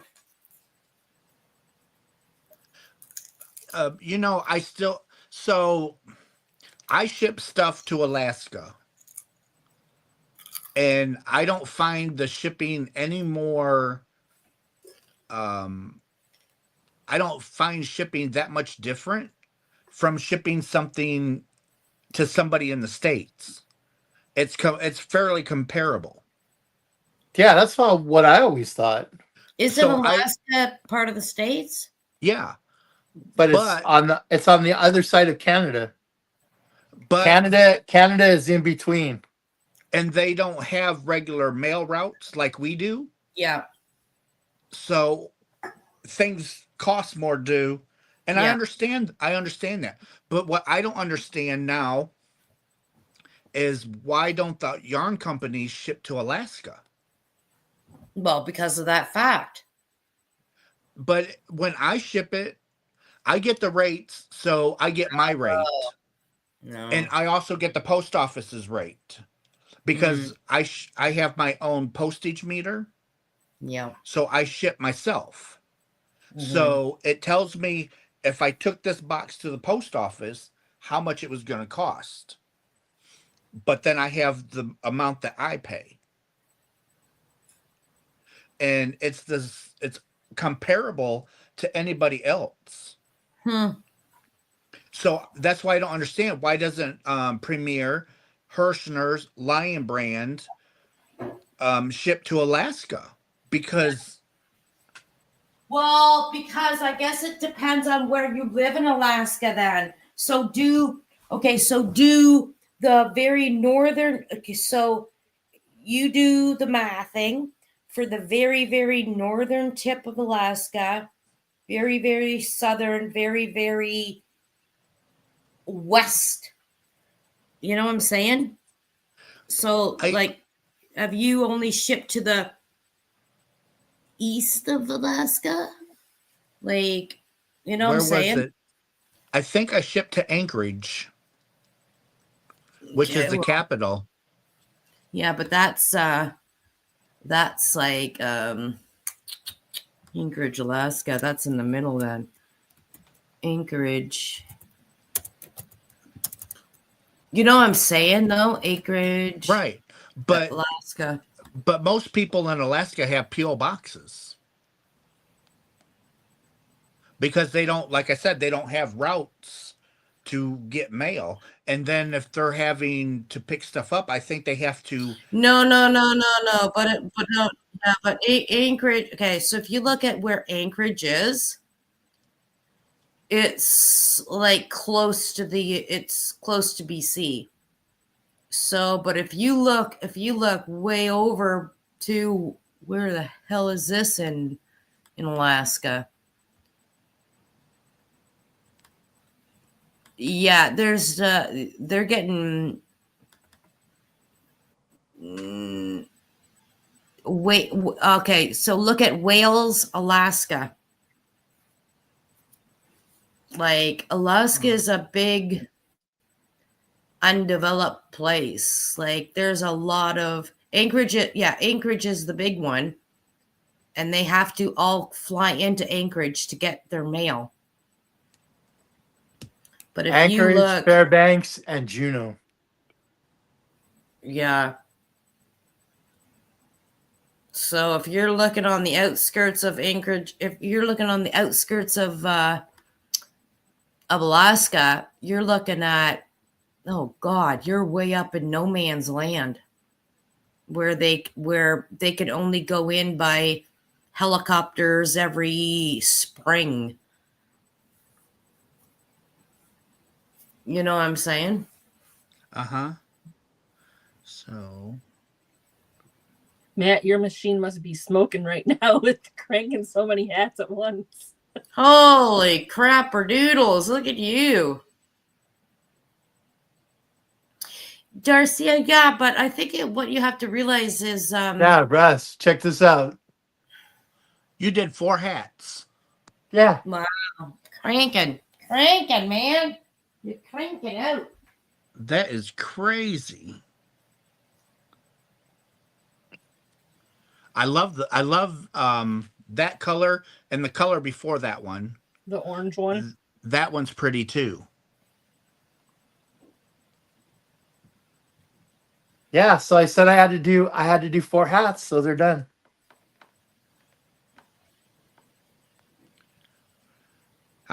That's just crazy. I don't know how you done that.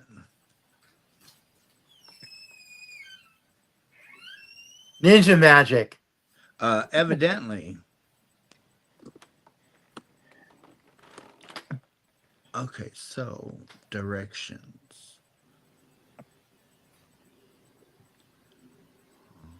Me and the old Centro get it done. Drive. Where are you driving to?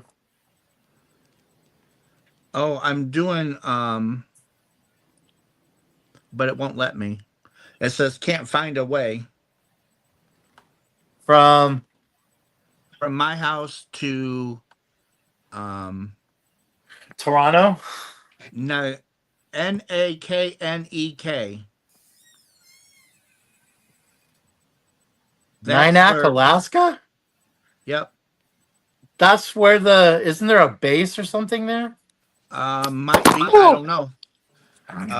But that's where I sent the package.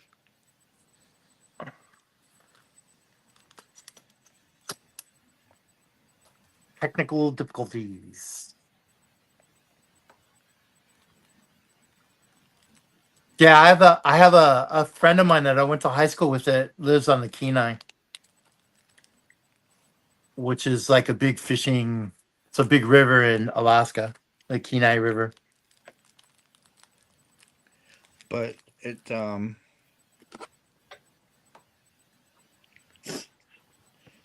only cost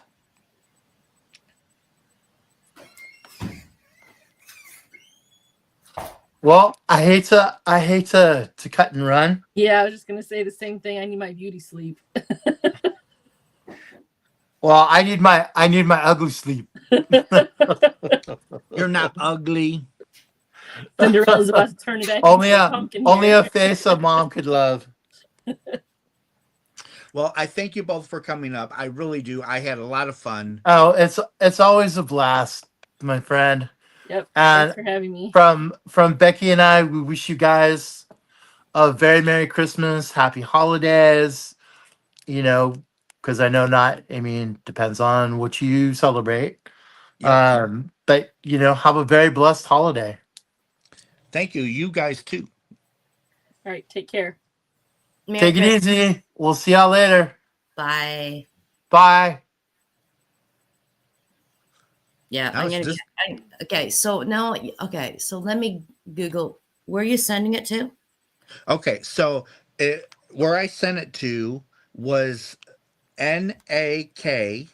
Wait. NAK. NEK. Yeah. No, That's like say way over there. It's over there on the water. NAK. Yep. What? NEK. Okay.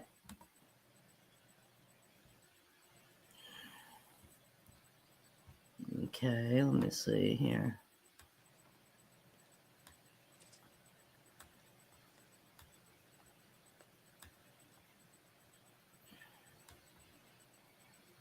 Oh, yeah. Okay. So that's just, yeah. Now, okay. Yeah. Because that's just not too far from Anchorage. That's why. So directions to Anchorage is Anchorage.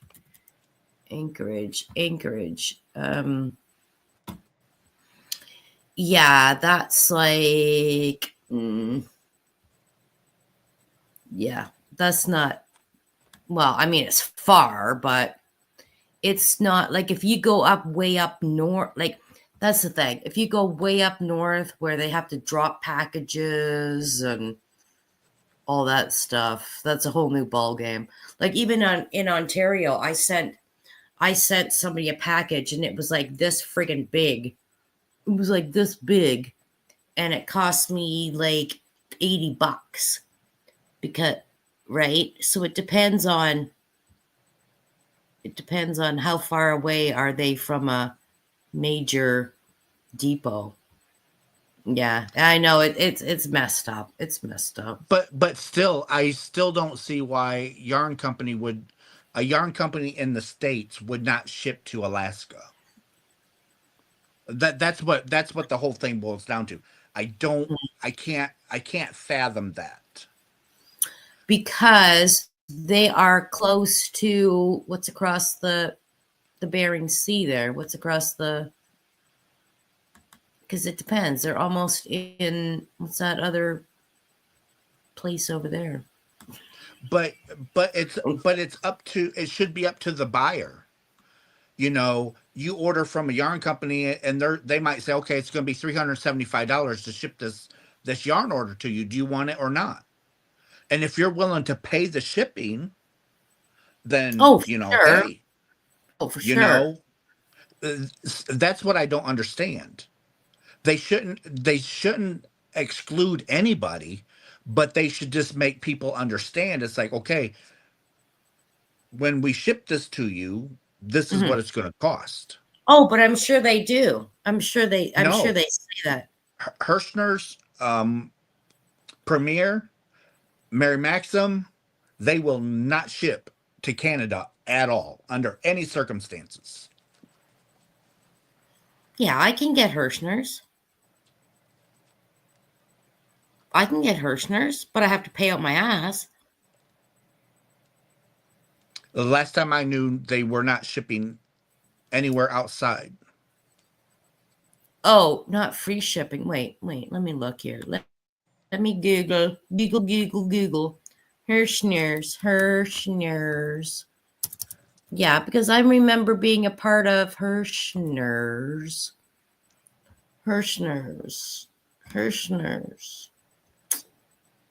It would. They'll ship to me, but I have. Okay, I'm gonna put an order in. Yarn. Okay, here I'm on the Hirschner's site, and I'm going to buy some Bernat cotton yarn. Bernat. There, and it's $11.99 Canadian. No, that's $11.99 US. Put it in my cart, and I'm gonna try and buy it.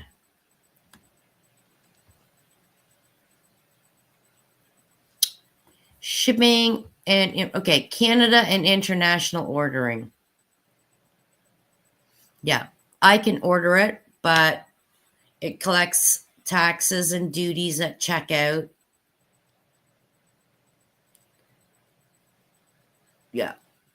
Yeah, I gotta pay. Yeah, so I can order it. So what did they say it would cost to send it to you? I don't know. It just won't let me put it in my cart. Is it in my cart? My cart is empty. Yarn. Okay, I want to buy this bulky yarn. Okay, there we go. Let's put it in my cart. Oh, I have to have a cart? I have to set up a cart? Yeah, I want one of those. Bon said that they will ship to Alaska, but they have to pay. Yeah, and they'll ship to me, but I have to pay. Same thing. Yeah, we have to pay. Yeah. Like just like I can order any yarn from anywhere, but I'm well. Premier just started shipping to Canada for free over $100. Bull. I don't believe you. Go to their website. Premier yarns. Get Premier yarns. Well, I mean, I can get it at Mary Maxim Canada Premier yarns. Yep, I'm on Premier yarns. No, I don't want to sign up for your email. Don't bug me with your email. Decline. Okay. So yarn.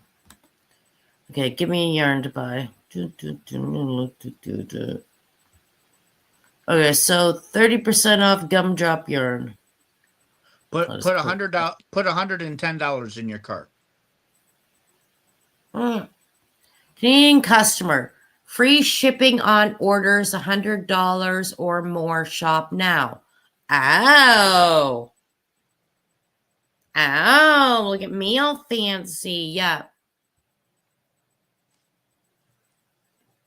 Okay, so I have to buy $100 or more. Oh, okay. But Alaska has to pay. That don't make no sense. Because Alaska is way over by Canada. See, if you look at the map, Canada, yeah, because they're way over there. Like, they're way over there. That's why. So they're further than Canada.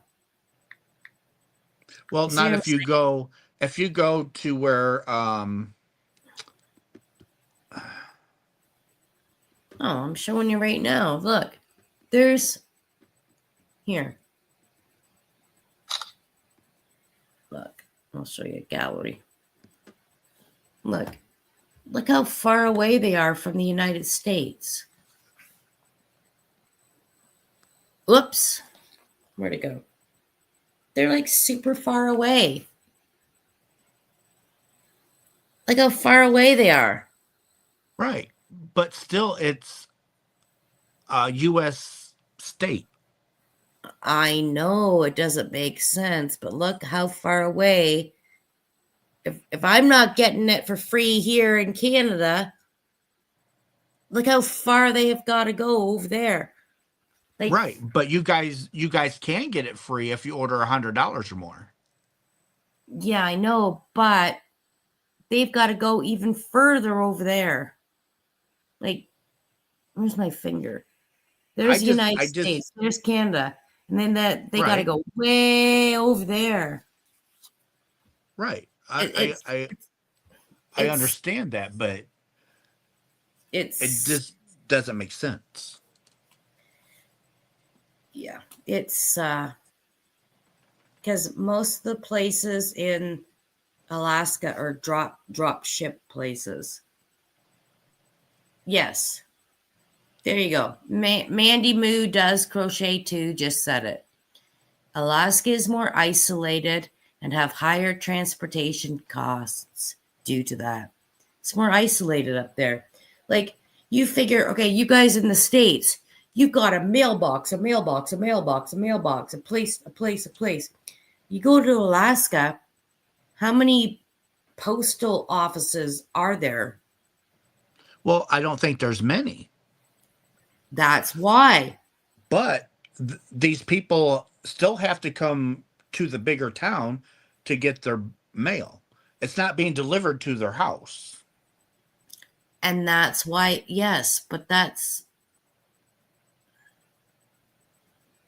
So then these people have to drive all the way to get their packages. Right. So the people that have a house in Alaska have to come to the post office to pick up their mail. Right. So the mail is being held at the post office. Which is in Alaska. Right. Okay, so who in the world would you seriously order yarn from blank and then you've got to drive 4 hours to get your yarn? Well, they have to drive 4 hours to get their mail. But they no, they don't. No, I'm not giving exact times. I'm just saying they have to go to the post office to get any mail they receive. It could be a postcard. They still have to go there to get it. Yeah, I know, but they don't. Like, I don't know how to say. I don't know how I'm trying to explain this.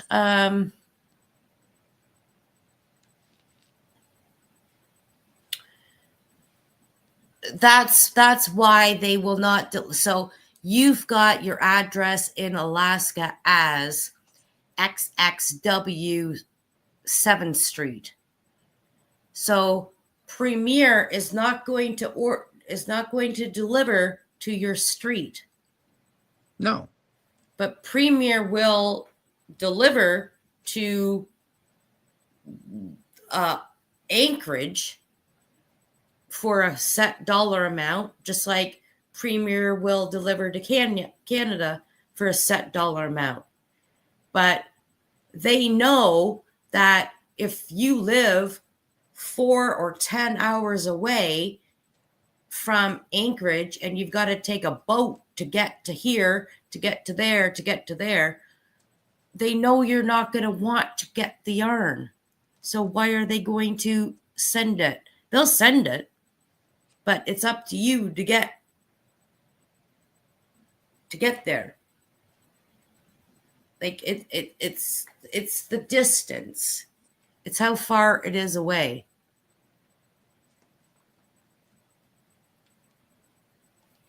But going overseas to the UK, they get free shipping too from Premier. So your daughter that's in the UK can order from Premier, and if she goes over that threshold. Okay, read what Ray Tina St. Ange said.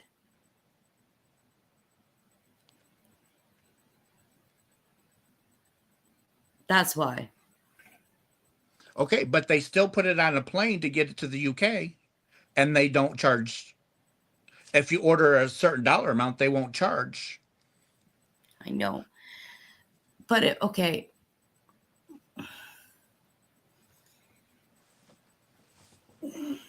If you live in Anchorage, Alaska, you got to find out, how do you get your mail?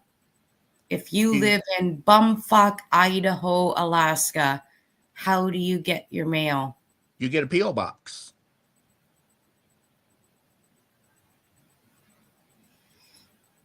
That's what most Alaskan people do. They have a mailbox, the post office box.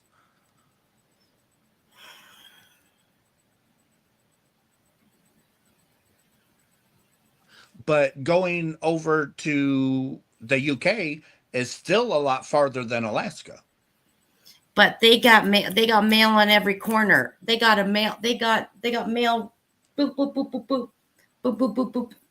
Like I'll order something for my daughter off Amazon, and she'll get it the very next day. I order something from Amazon, and I get it 3 days later. Like it's got to do with the delivery system of where you are. Alaska is a remote area, and they don't have depots every 6 blocks. They've got right. I know that. But okay. But my thing is, if they're gonna offer free shipping to somebody that's 5,000 miles away, they should be able to give it to somebody that's 900 miles away. Oh, and they probably will, but no, they won't. But not free shipping. But I think they. I can't. I don't know how to explain it.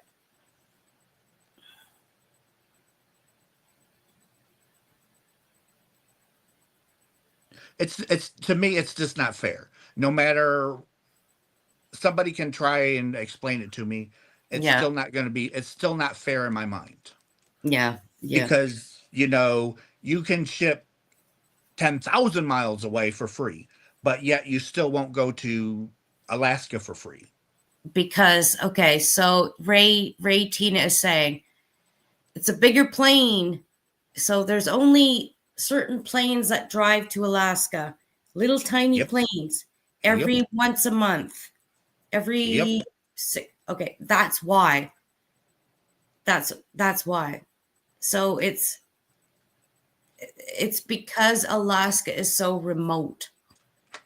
The UK is not remote. The UK is in London. There's parcels and planes and trucks and that coming in all the time.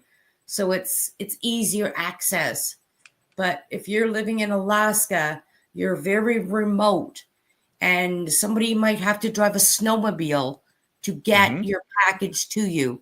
So that is going to cost a lot of money for that snowmobile driver to drive out to you every third Sunday of the 6th month.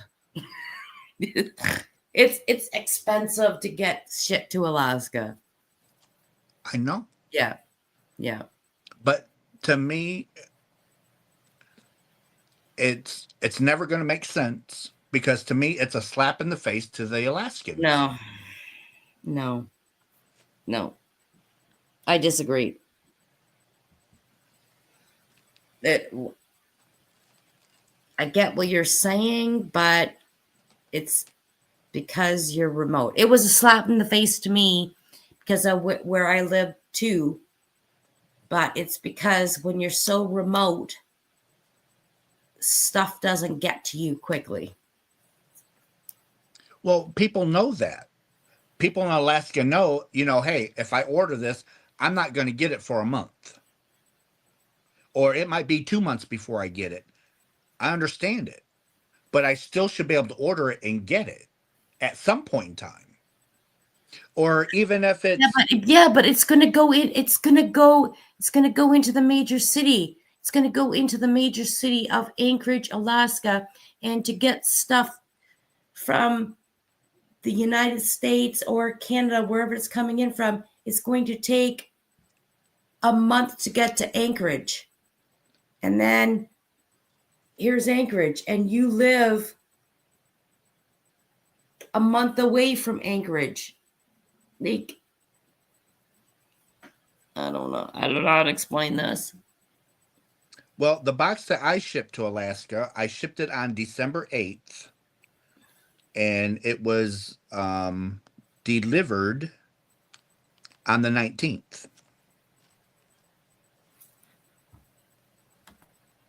Okay. Anchorage to that place.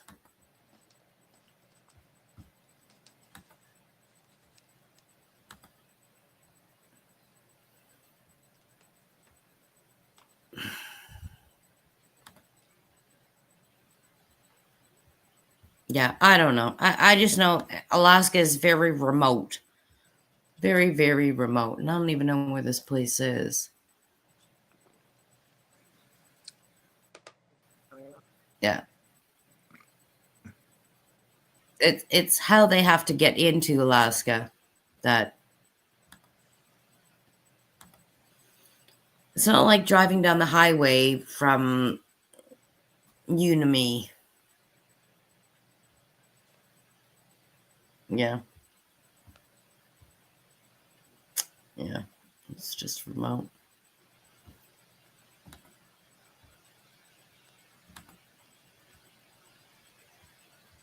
Where did everyone go? Bonnie, I'm still here. And Russ is still here. Good Lord, where did everybody go? Jesus Christ. Anyway, I do have to go because I got to get up early. Because tomorrow I'm opening presents with on FaceTime with my UK family. That's awesome. That's awesome, Lisa. I know you're happy. I know you're excited to see the babies. Yes. Okay. Well, thank you for having me up. All right, darling. I'm glad that you came. I really am. I'm so happy that you came. Yeah, I've been working a lot. Every time I see you on live. I've been working too. Yeah. No, when I wake up, though, actually, you messed my head up. Oh, what day was it? I woke up. And I go on my computer and it's your Saturday Night Live. And I was like, or Saturday, and I'm like, did I miss a day? Yeah, I woke up Sunday and I was like, today's Saturday. What the hell? But because you do it at nighttime, I'm like, no, wait a minute. Did I miss a day? Did I sleep all day? Did someone not wake me up? Yeah. I'm sorry. No, that's okay. But thank you so much. Thank you Merry so much. Christmas. Happy Merry Christmas, Hobo. darling. Love you. Bye. Love you too, darling. Bye. Oh, oh my goodness. Almost 4 hours. I wanted to be gone. And I told Craig. So I told Craig, I said, I'm going to go live. Are you able to come with me? He's like, yep. He's like, I won't be able to stay long. I said, that's okay. Cause I don't plan on being long. Every time I say I don't plan on being long, I go on for hours. Oh, but I have got to go, guys. I love you guys. I hope everybody has an amazing Christmas. And I got a couple of videos that I've got to do. I got to do the Happy Mail that I showed on here. I have to get into another video all by itself. And I've got some Aberdeen yarn that I got to get up in here too. I got to showcase it. There's just a lot to do yet, guys. And I'm running out of time. But I still love you guys. And I really do. I hope you guys have an amazing Christmas or a holiday, however you celebrate it. And I'll see you all in my next video. Okay? Bye, everybody.